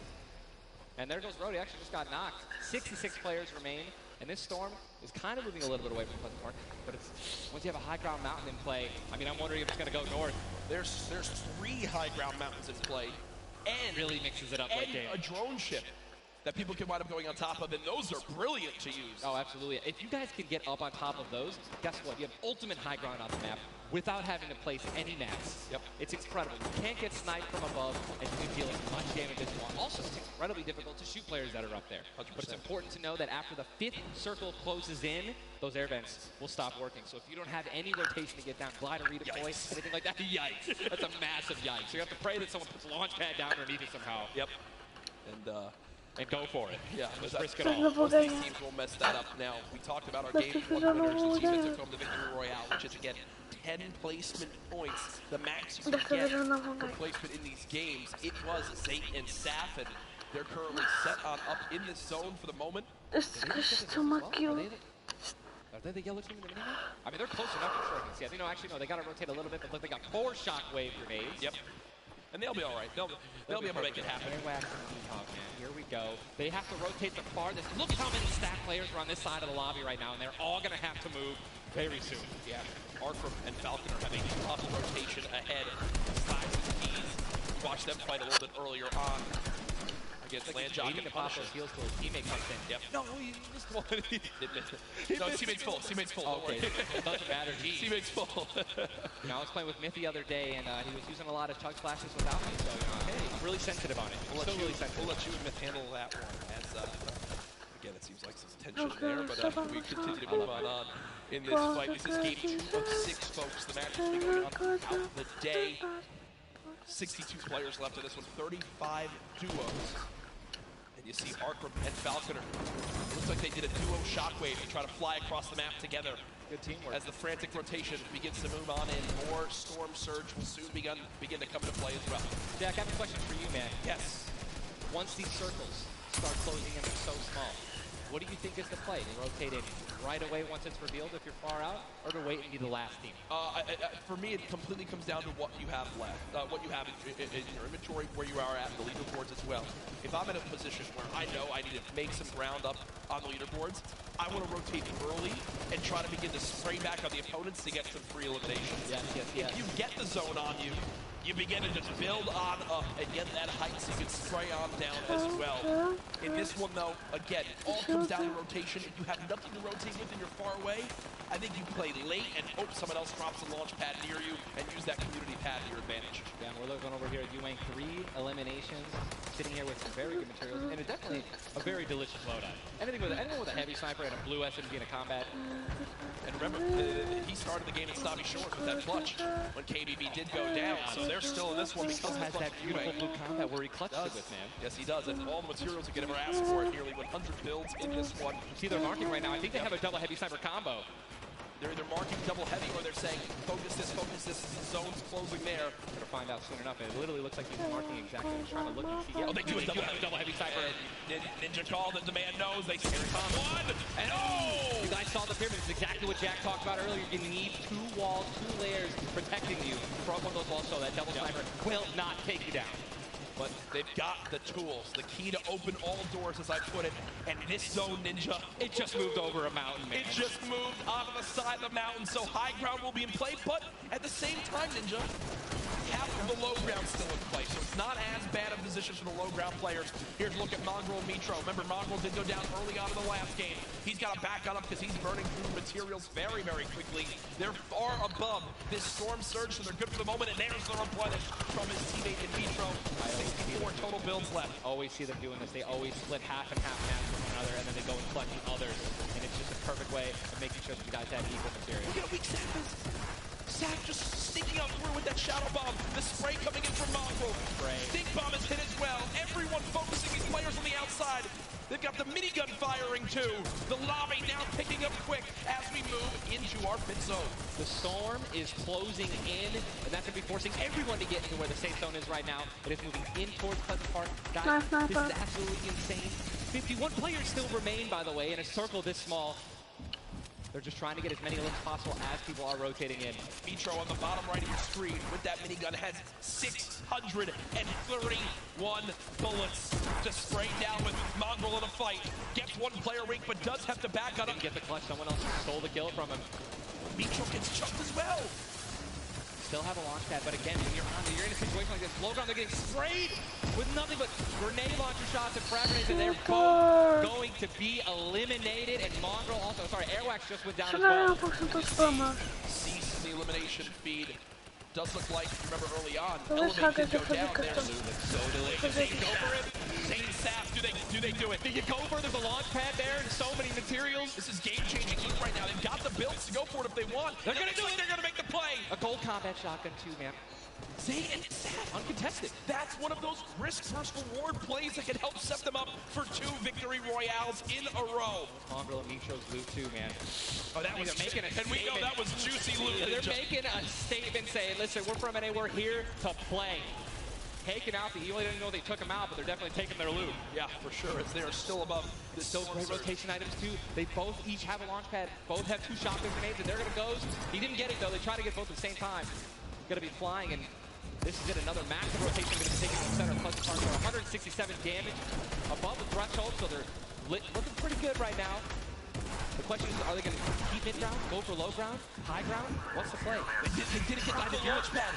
He might have to use his own. Yes, he does again, and that actually works out. He hits his head with something, which takes him down from having to, fly all the way up and get beat. They're going to challenge high ground right now. Zayt and Saf looking to do what many would think was impossible, which is win back-to-back games in the stat lobby. Just saw Falcon on the feet as well. Arthur with an elimination too. 19 duos left as we're moving towards the placement points, Ninja, and these duos know exactly that. 3 points if you make it to the top 15, which could be the difference between first and dead last. What are they going to do? Are they going to prioritize rotation in and not taking damage, or are they going to try to play it a little risky and go for the limbs? You're going to be shooting, going for a limb. Definitely loaded up a lot of spray. Shotgun shot, AR shot, someone suddenly taking the high ground on you. So It all depends on how they think themselves in that goal, man. Many more duos remaining in this game, unlike the last one. Zane with another elimination right there on a KBB. You got Snappy and Red Rush on the high ground, and Sam over the play. The high ground play. The high ground take. Will he get it? He's gonna get it. He has it. Zane's got high ground. Zane has high ground as they go to try to push for 2 victory royales in a row. Sap is there as well, but Snappy just appeared right behind Sap and shotgunned him down right there. Zane right now is going to have to concede to the high ground, giving it to Snappy. And he's just going to have to stay alive as long as possible, try to get some placement points. He is obviously a talented player, top player. He can definitely make something happen, and I'm interested to see what he's going to do. Cease has been by himself since the first moment of this game when Elevate went down at 98 players remaining, and he's somehow still alive. There goes Mega. You've got Darox and Item on the low ground. Vorwin getting chopped down as well. Zane with about 100 HP. Uh-oh. Here comes Vinny and Zexro. They're trying to challenge for the high ground. He's right now being held in the zone with 5 limbs. He's going to be eliminated from the back. Zay taken down as well. Snappy still with the high ground. Zex and Vinny and TSM crew looking good, and they're going to take it. They just took high ground. Snappy gave it to him. And they just got the high ground. Great use of the shockwave as well. Vinny as well as Zexro on hype for the moment. 5 eliminations so far. They're putting their names in the hat for potential victory royale in this game. Go down, right? They want those limbs. Vorwin now with eliminations back to back. 4 players left in this one. Zexro and Vinny spraying from the high ground. It's a 2 versus 1. The player right on the edge of the zone. The shockwave into the air. And he's going to drop on down to hype for the moment. The spray coming on in. It's not enough. Zexro and Vinny. TSM takes game 2 with style. Both alive. You love to see it.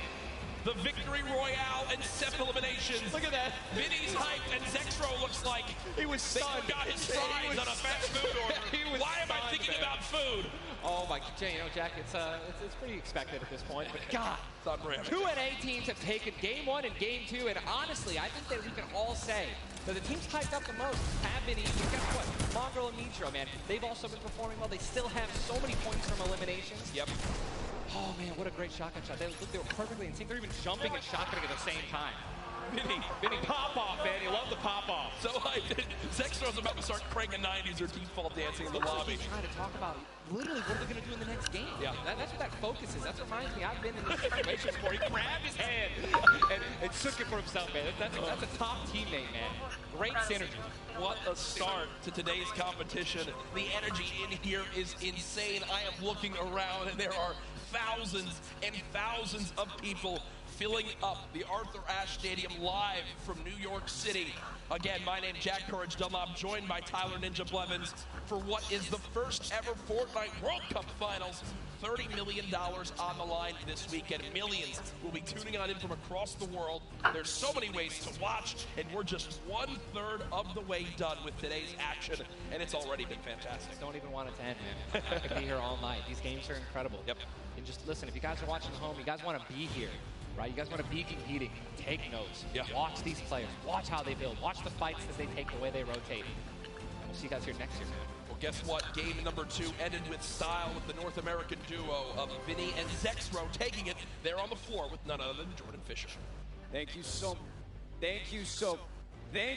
much, Courage. I appreciate that. NA showing up and taking care of business. Games 1 and 2, Vinny and Zexro with a fantastic end, both together, which is an incredible thing, right? Walk me through the just in-game for you guys. So the comp's kind of hectic because of all the noise, but we're just really good at playing together. Like, we're the longest duo that have played together, so yeah, we just know to... Great. Fantastic work, guys. Back to you, Ninja and Courage. JD! Thank you so much, Jordan. The duo of Vinny and Zexro, you know, they've always been known as being so aggressive. Yeah. From all the times you've seen them in these competitive tournaments. While they might be some younger players, they've definitely been around the block here in competitive Fortnite. Again, you just see them, just like a lot of other talent here, always at the top of the duo qualifiers every single week. Even though they already qualified, they continue to keep playing and practicing. Guess what? They just took the game number 2. You gotta be pumped right now, man. Once you win one of these games, you can't let up, though. Again, and that's why I love that energy. Zex was immediately just, I felt like he was just talking about What are we going to do next? Hey, man, good job. We won that. Let's do it again, right? How are we going to change, maybe even do better somehow, get more limbs in Game 3? No, for sure, and they know that. They're not going to take their foot off the gas pedal. Folks, we have our standings after game number 2. Where are things playing on out? It is still Zate and Sap at the top. Dubs and Mega at 18 points in second. Zexro and Vinny, with that performance, go from 0 points up to 17, Ninja. And that is the beauty of how this plays on out. Anyone can have a pop-off game and come right back. Mongrel and Mitro still in your top 5, as well as Serpent Hype, Darox, Item, Forwin and Tux, Snappy and Red Rush all there. While Zate and Sat do have a nice little lead right now, nobody is safe from the rest of this lobby, I'll tell you that right now. I mean, just take a look at the points, Courage. You got 11 points, right? Benji and Mr. Savage, they fell out of the top 10. But look at that. Storm and Epic Whale, 12 points. Daedra, Emerald1Z, 12 points, 12 points, 12 points. All they need is 2 or 3 points, 2 or 3 extra eliminations right there, and boom, they'll move up 6 places. You know what I mean? So it's still anyone's game, all right? 2 pop-off games, 1 pop-off game, boom, you're already in the top 5. Remember, if you get 50th place or 11th place, from that whole time in between, you win $100,000 as a duo. Still. But if you go from 10th up to 1st, it jumps all the way to $3 million. So everyone, eyes on that top prize. We are just 1/3 of the way through the action today, but I know we've had a lot of fun up here, Ninja. What an absolute blast. Ladies and gentlemen, can we give a round of applause to Ninja for hopping in for some guest casting? What a great job. Thank you, man. Always a pleasure, brother. To be here. That's going to do it for us for now up here on the caster desk, but I know Zeke is down on the floor with some notes from you all. Thank you guys so much, man. What an awesome first 2 set of games from Sap and Zay locking down the lobby to Zexro and Vinny just coming in super clutch. And of course, guys, you've been here. We got to see Ninja. He got to go ahead and commentate some games. So what I want to know from you is, have you guys had a good time? Have you enjoyed it? If so, let's just let me hear you. You know, that was so-so. Let's pretend I didn't ask. Have you guys been enjoying yourselves? That's what I'm talking about. Obviously, we've got quite a bit more games left to get through, but, you know, if you've been watching for a long time, you know I'm a big fan of everyone that loves Fortnite. It's all about bringing people together. And I like to say Fortnite fam, that's my thing. That's what I do. And, you know, there's actually a lot of people from around the world that have come here to compete, to watch, to be part of all of this. And I thought, what better way to give back to you guys than to teach you how to say Fortnite from all around the world. So in just a moment, we're going to take a look at a video, and I can't wait because this is actually the first time I'm seeing this. A lot of work went into making this happen, so I can't wait for us to watch this together. Let's take a look.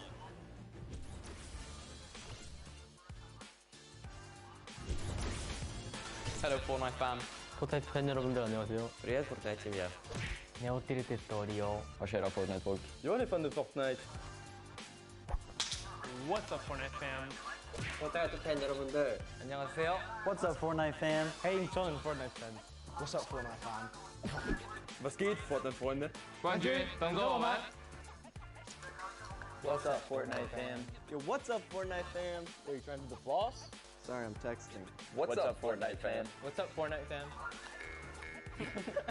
What's up Fortnite fam? What's up, Fortnite fam? You got ready for tonight? What's up Fortnite fam? G'day, Fortnite fam. Bonjour, comment ça va les fans de Fortnite? G'day, Fortnite fam. Cheer up, Fortnite fam. What up, boys?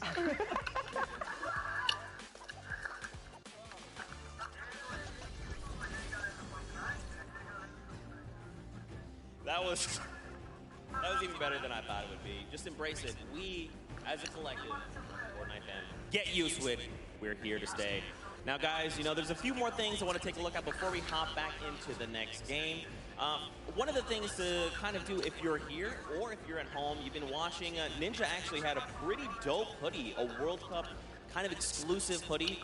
Would you like one of those things? Would you like one of the crazy World Cup shirts that we have? you can totally get your hands on one. Head on over, retailroad.com. Get yourself a nice shirt. We got some hoodies. We've got hats. We've even got the little drone that's the battle bus. It looks amazing. The top balloon is actually the drone. So you've got the bus that's literally flying around. You best believe I'm going to pick one up and mess around with my family. They're not ready for it. But there you go. There's some on the screen. Also, that Drift shirt, by far, my favorite piece of merchandise ever. Those of you that really do know me, you know I love Drift. He's easily my favorite character. But just some cool things. If you're looking to get some World Cup exclusive thing, go ahead and take a look. Now, for those of you who have also been watching kind of all 10-week qualifiers long, you know we love Golden Boy. And there's actually one thing specifically he was kind of telling people as we were going through interviews. And that was, hey, when we get to New York, you're going to be in my hometown. Let's catch up and get a slice of pizza. Now, I know you're thinking, wait a minute, Zeke, what about like everyone else? Why is it just Golden Boy? Well, he's a Golden Boy and he's selfish and he wanted the pizza all for himself. Get called out. That's right. Now the world knows. But a few of those players actually took us up on the offer. They went out for some pizza. They had a night on the town. So let's take a look together and check this out.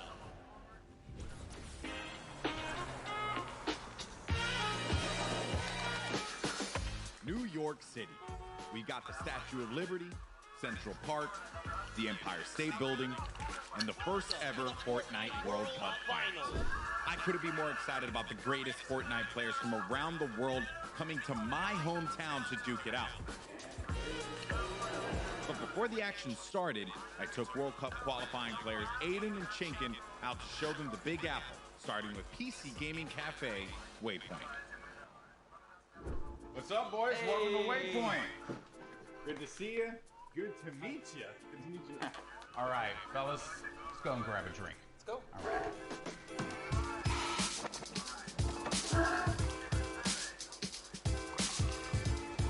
All right, gentlemen, thank you so much for joining me here in my hometown, New York City. Thoughts on it so far? Chinkin, we'll start with you. Hot, a lot of people. Yeah, hot and a lot of people. I'm sorry, but also, welcome to New York. That's kind of the way it is out here.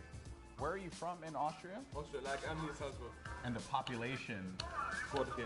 I think it was like 40,000 people in the train that you were in on the way here. Probably. Yes. So now I want to talk about the competition at hand because obviously this is going to be the biggest opportunity, I would imagine, of your lives. You're going to be playing in front of a massive crowd. Is there a way, as a player, that you prepare for that? I don't think like there's a way to like prepare for it. Yeah. But try to like calm down, not get like nervous, not get shaky and stuff. Yeah. And then we should be good. Like. It's still crazy having like a live crowd. Yeah. I try not to take tournaments like too seriously. If I play relaxed, I feel like I do better. I remember when everyone's like, this guy looks like he's just chilling on his couch at home, the casters, and it was like, I was just relaxed, you know, and I feel like I played better. Okay, so gentlemen, we're going to be heading off to some different sites around the city. We're going to go to Washington Square Park, so let's go and check it out.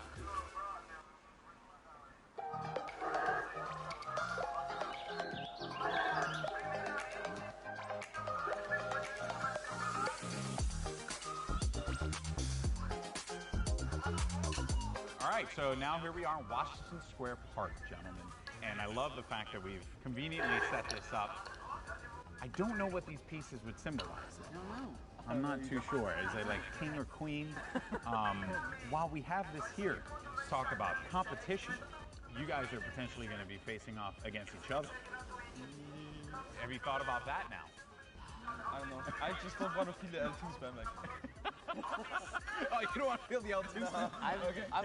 I've watched them play a little bit. Him and Stompy, they're very like. I've seen them play aggro before. It's pretty scary. So if you have chemistry where you can play without even talking, you guys know what you're gonna do. That's like a team like that's gonna win. So what you guys are gonna experience this weekend.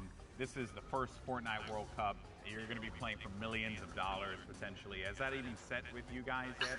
Even if it's not me, I'm thinking there's going to be millionaires after this tournament. Yeah. There's going to be millionaires. Life-changing money. I try not to be, I'm not like greedy about it or anything. It's really nice to see like people that nobody know about and they could just blow up off of this. All right, I'm going to dive more into that, but I think it's time to get a slice of pizza.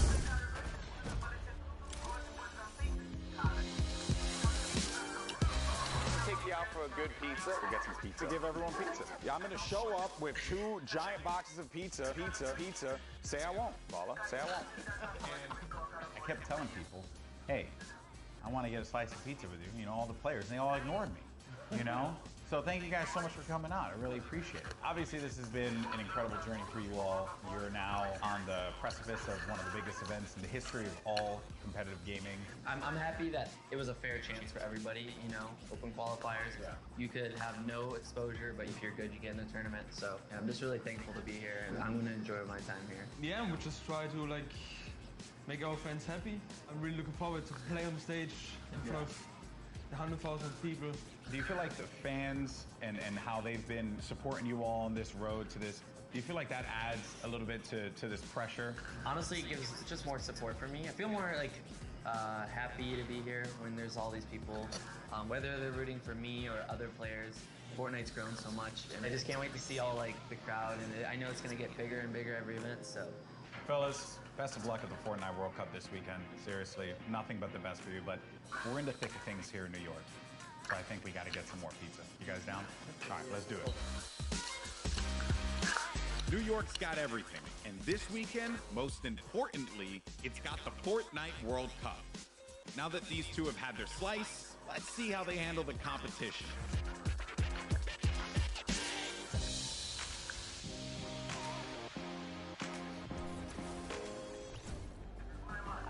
Good guy, Golden Boy. You gotta love him. You can't not. He's just the best, and it's really cool that he got to go out, hang out with Aiden, get some pizza, and, you know, just tour New York. You love to see it. You love to see it.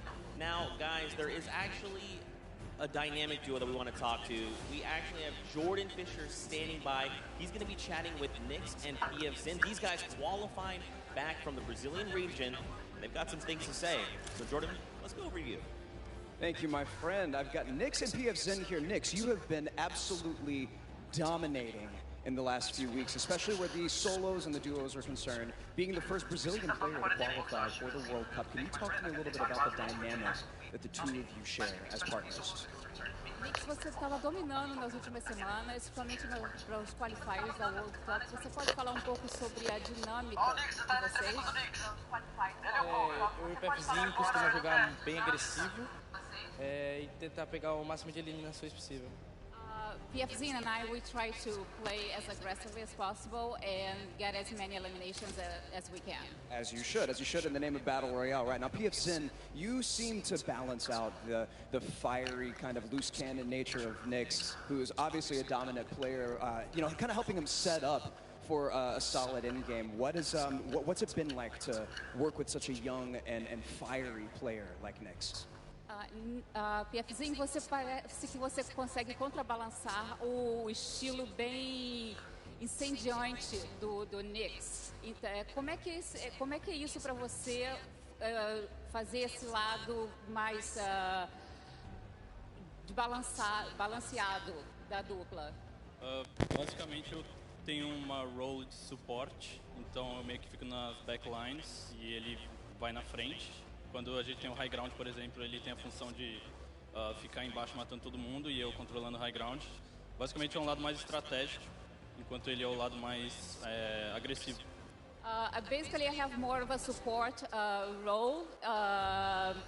Whenever we're in high ground, I'm just more in the background, supporting him. Like he has a more aggressive role. Setting him up. Yeah. To fire the loose cannon at the end. It reminds me of the very W key in a West that I play on all the time, and that has really just got me cranking my 90s on a regular basis. You know about that courage, right? Am I right? Back to you. Whoa. Jordan, it's back to me. Come on, Courage, he's just found the chicken parmesan. Someone whispered the word and he went running. You just see it. Also, big shout out to Nyx and TF Zin. I actually chatted with Nyx very quickly. He walked up and was like, "Hi, I'm Nyx." And I'm thinking, this guy knows how to talk. So I talked a bunch of stuff, told him much I love him. Turns out he didn't understand any of it. So I had to get a translator and tell him that I love him. But that's how things go.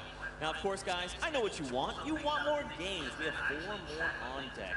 So I think for now, we're going to send it back up to Golden Boy and Monster. They're going to get us into these games. So how's DJ Mike run? Play us in.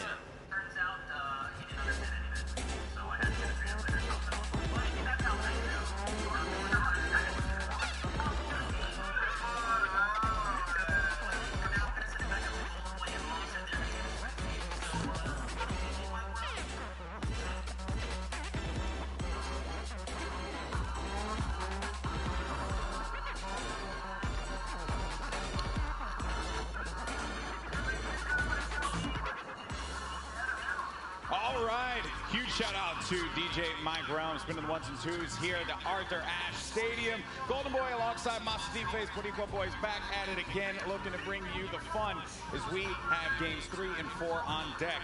And so far, this has been one of the most exciting events I've ever been to.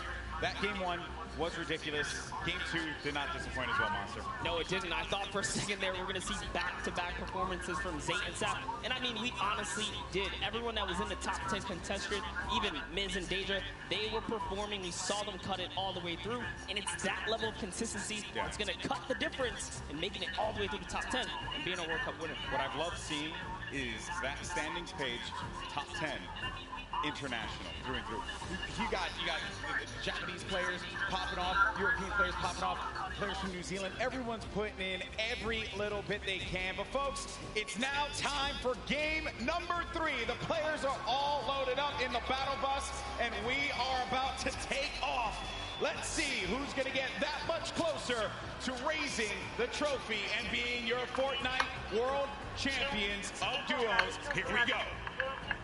Keep it going, Golden Boy, because we are jumping into game 3 as these cameras populate. Your favorite competitors are here. They've made it this far. It's the duo competition. If you were nervous before, hopefully they kicked the bucket over this little break here, and they're back, and they're recuperating. I know I practically kicked the bucket after Vinny and Zexro won game 2, man.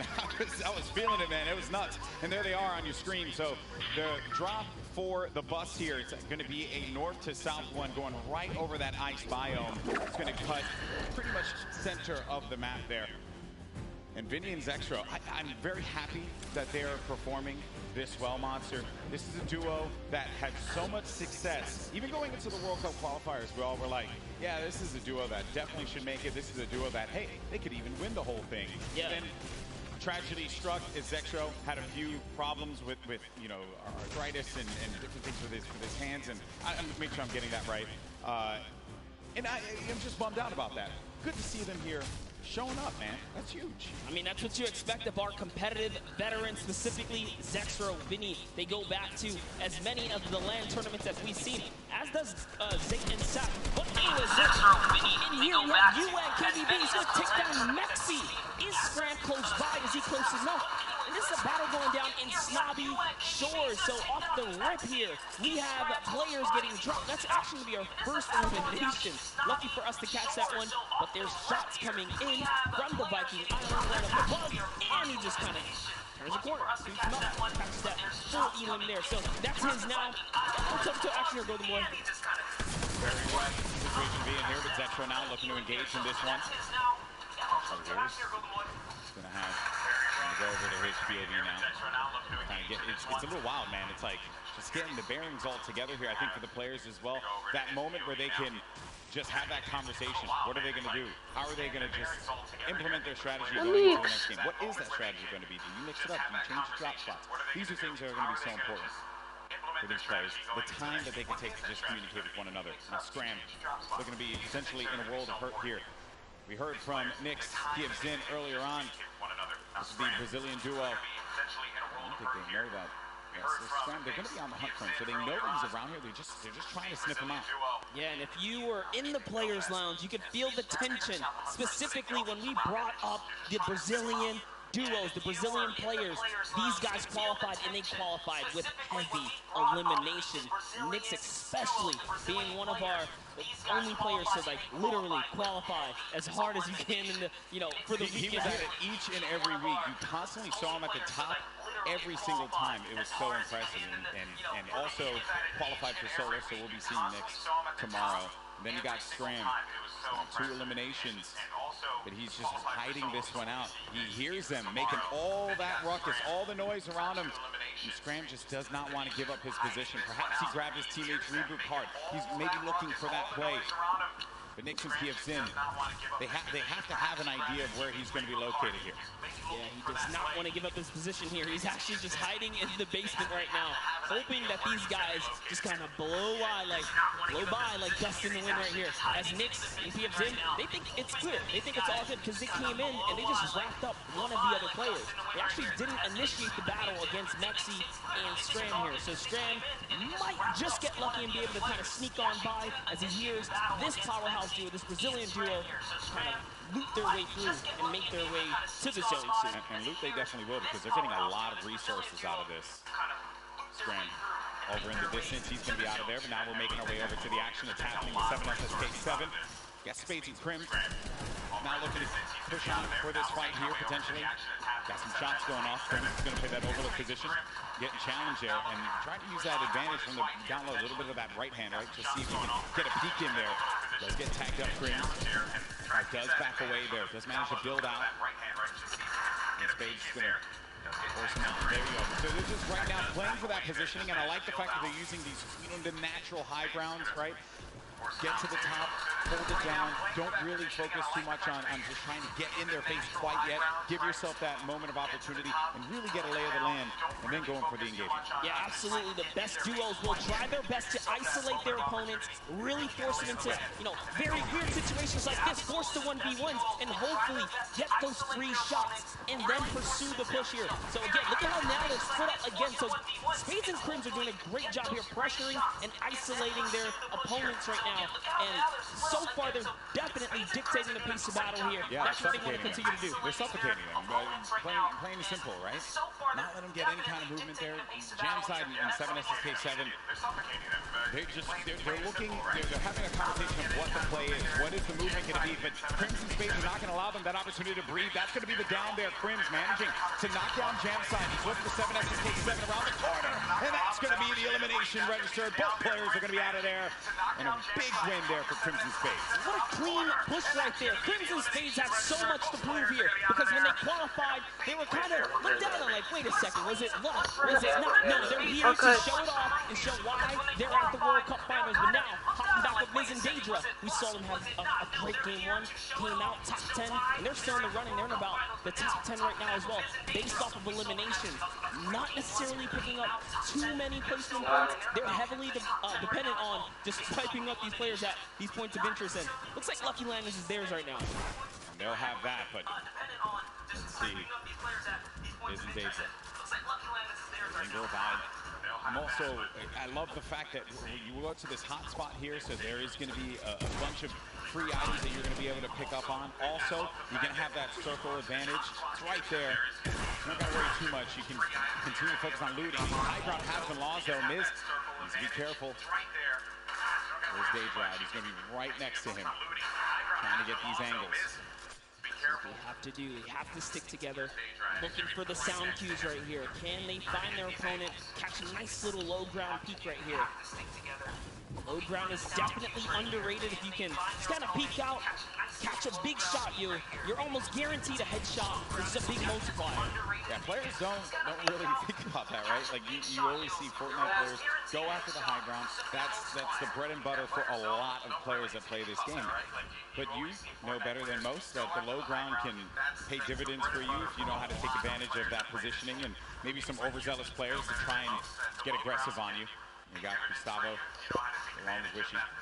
I'm actually very interested to see if Gustavo's going to lead this push here, because specifically between these two players right here, this duo, this Brazilian duo, Gustavo doesn't necessarily lead the pushes. It's Wishy. Wishy's the aggressive one here, so he has the ultimate high. He's always looking for the shot. What they're going to do is just a nice standoff. Yeah, and that's this whole event, right? Players have just been very cautious about what they want to do. They're not trying to get too aggressive in these fights. They know what's on the line here. Millions in prizing is on the line.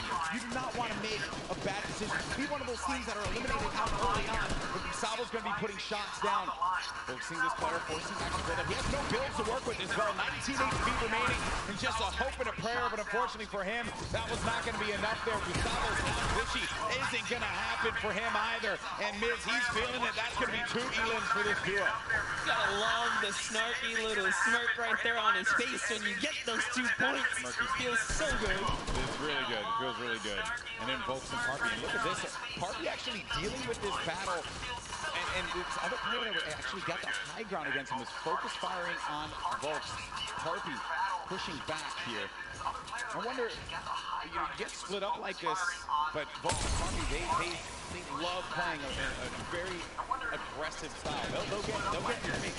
They'll box you out if they need to. Yeah, without a doubt, this duo was unmatched when it came down to eliminations in the qualifying rounds. They had the most, actually, and even pulled out a consecutive 5 victories in 8 games to qualify for one of the weekends.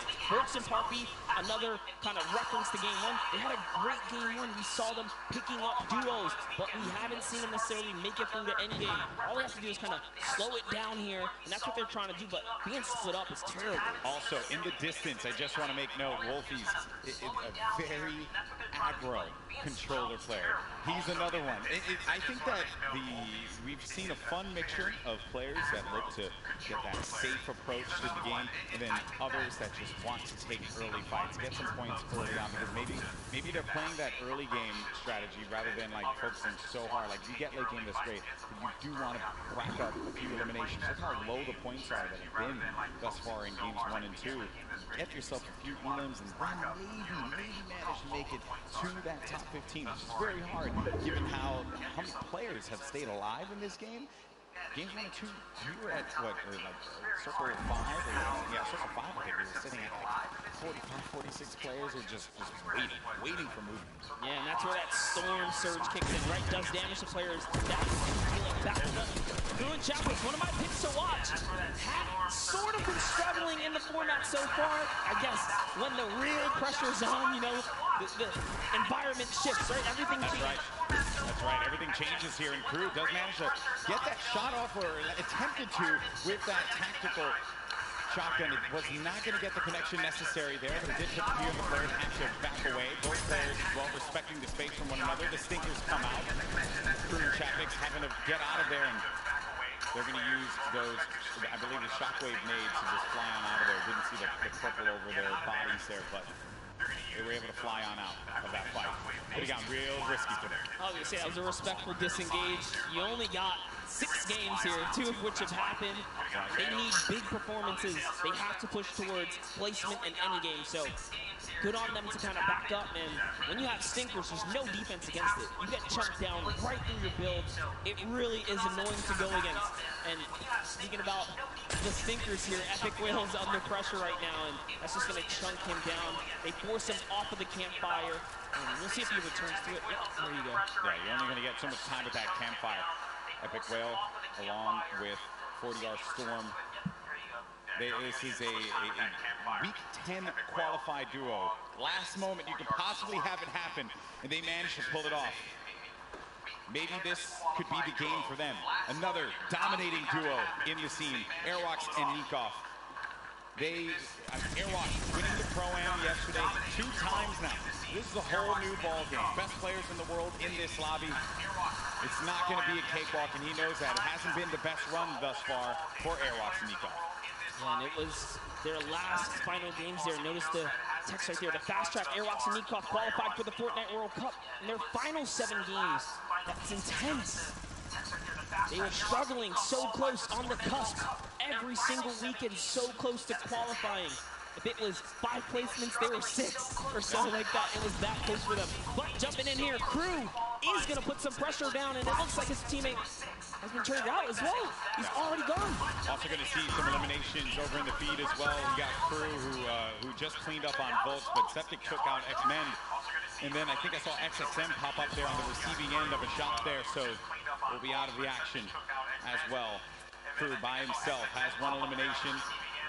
Going to be looking to get as many points as possible. Now we're going to be sitting with 40 duos left alive.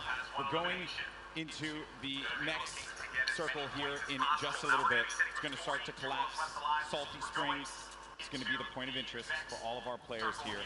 Got a lot of bodies that are going to be lingering outside. Some that are even as far out as Dusty Divot, like on the northern end of it, sticking around there. So maybe trying to get some last-minute loot, perhaps. We'll have to see. Here is Parpy looking for that peak. Volks and Parpy always tend to stay together, but wait a second, that was a tricky little shockwave right there. He did try to sneak his way into the build. He takes the wall. What are you going to do with it? Crew's still looking for the replacement here. He gets it on land, takes the wall. 184! Crew's excitement, you can feel it from here. That was a huge shot. With the new tactical shotgun, the legendary. That's right. When you're feeling it, man. He went right for the fight. Ambitious. young player there from Sweden, 15 years of age, man, and he's playing for millions of dollars. So many of these players, they're just young ones. We have a lot of young fans here in the arena today. Maybe next year this could be them. And then we got a few of the veterans, Zexro, Vinny, saw Nate Hill, as well as Mark Monroe, Mitro, Aiden.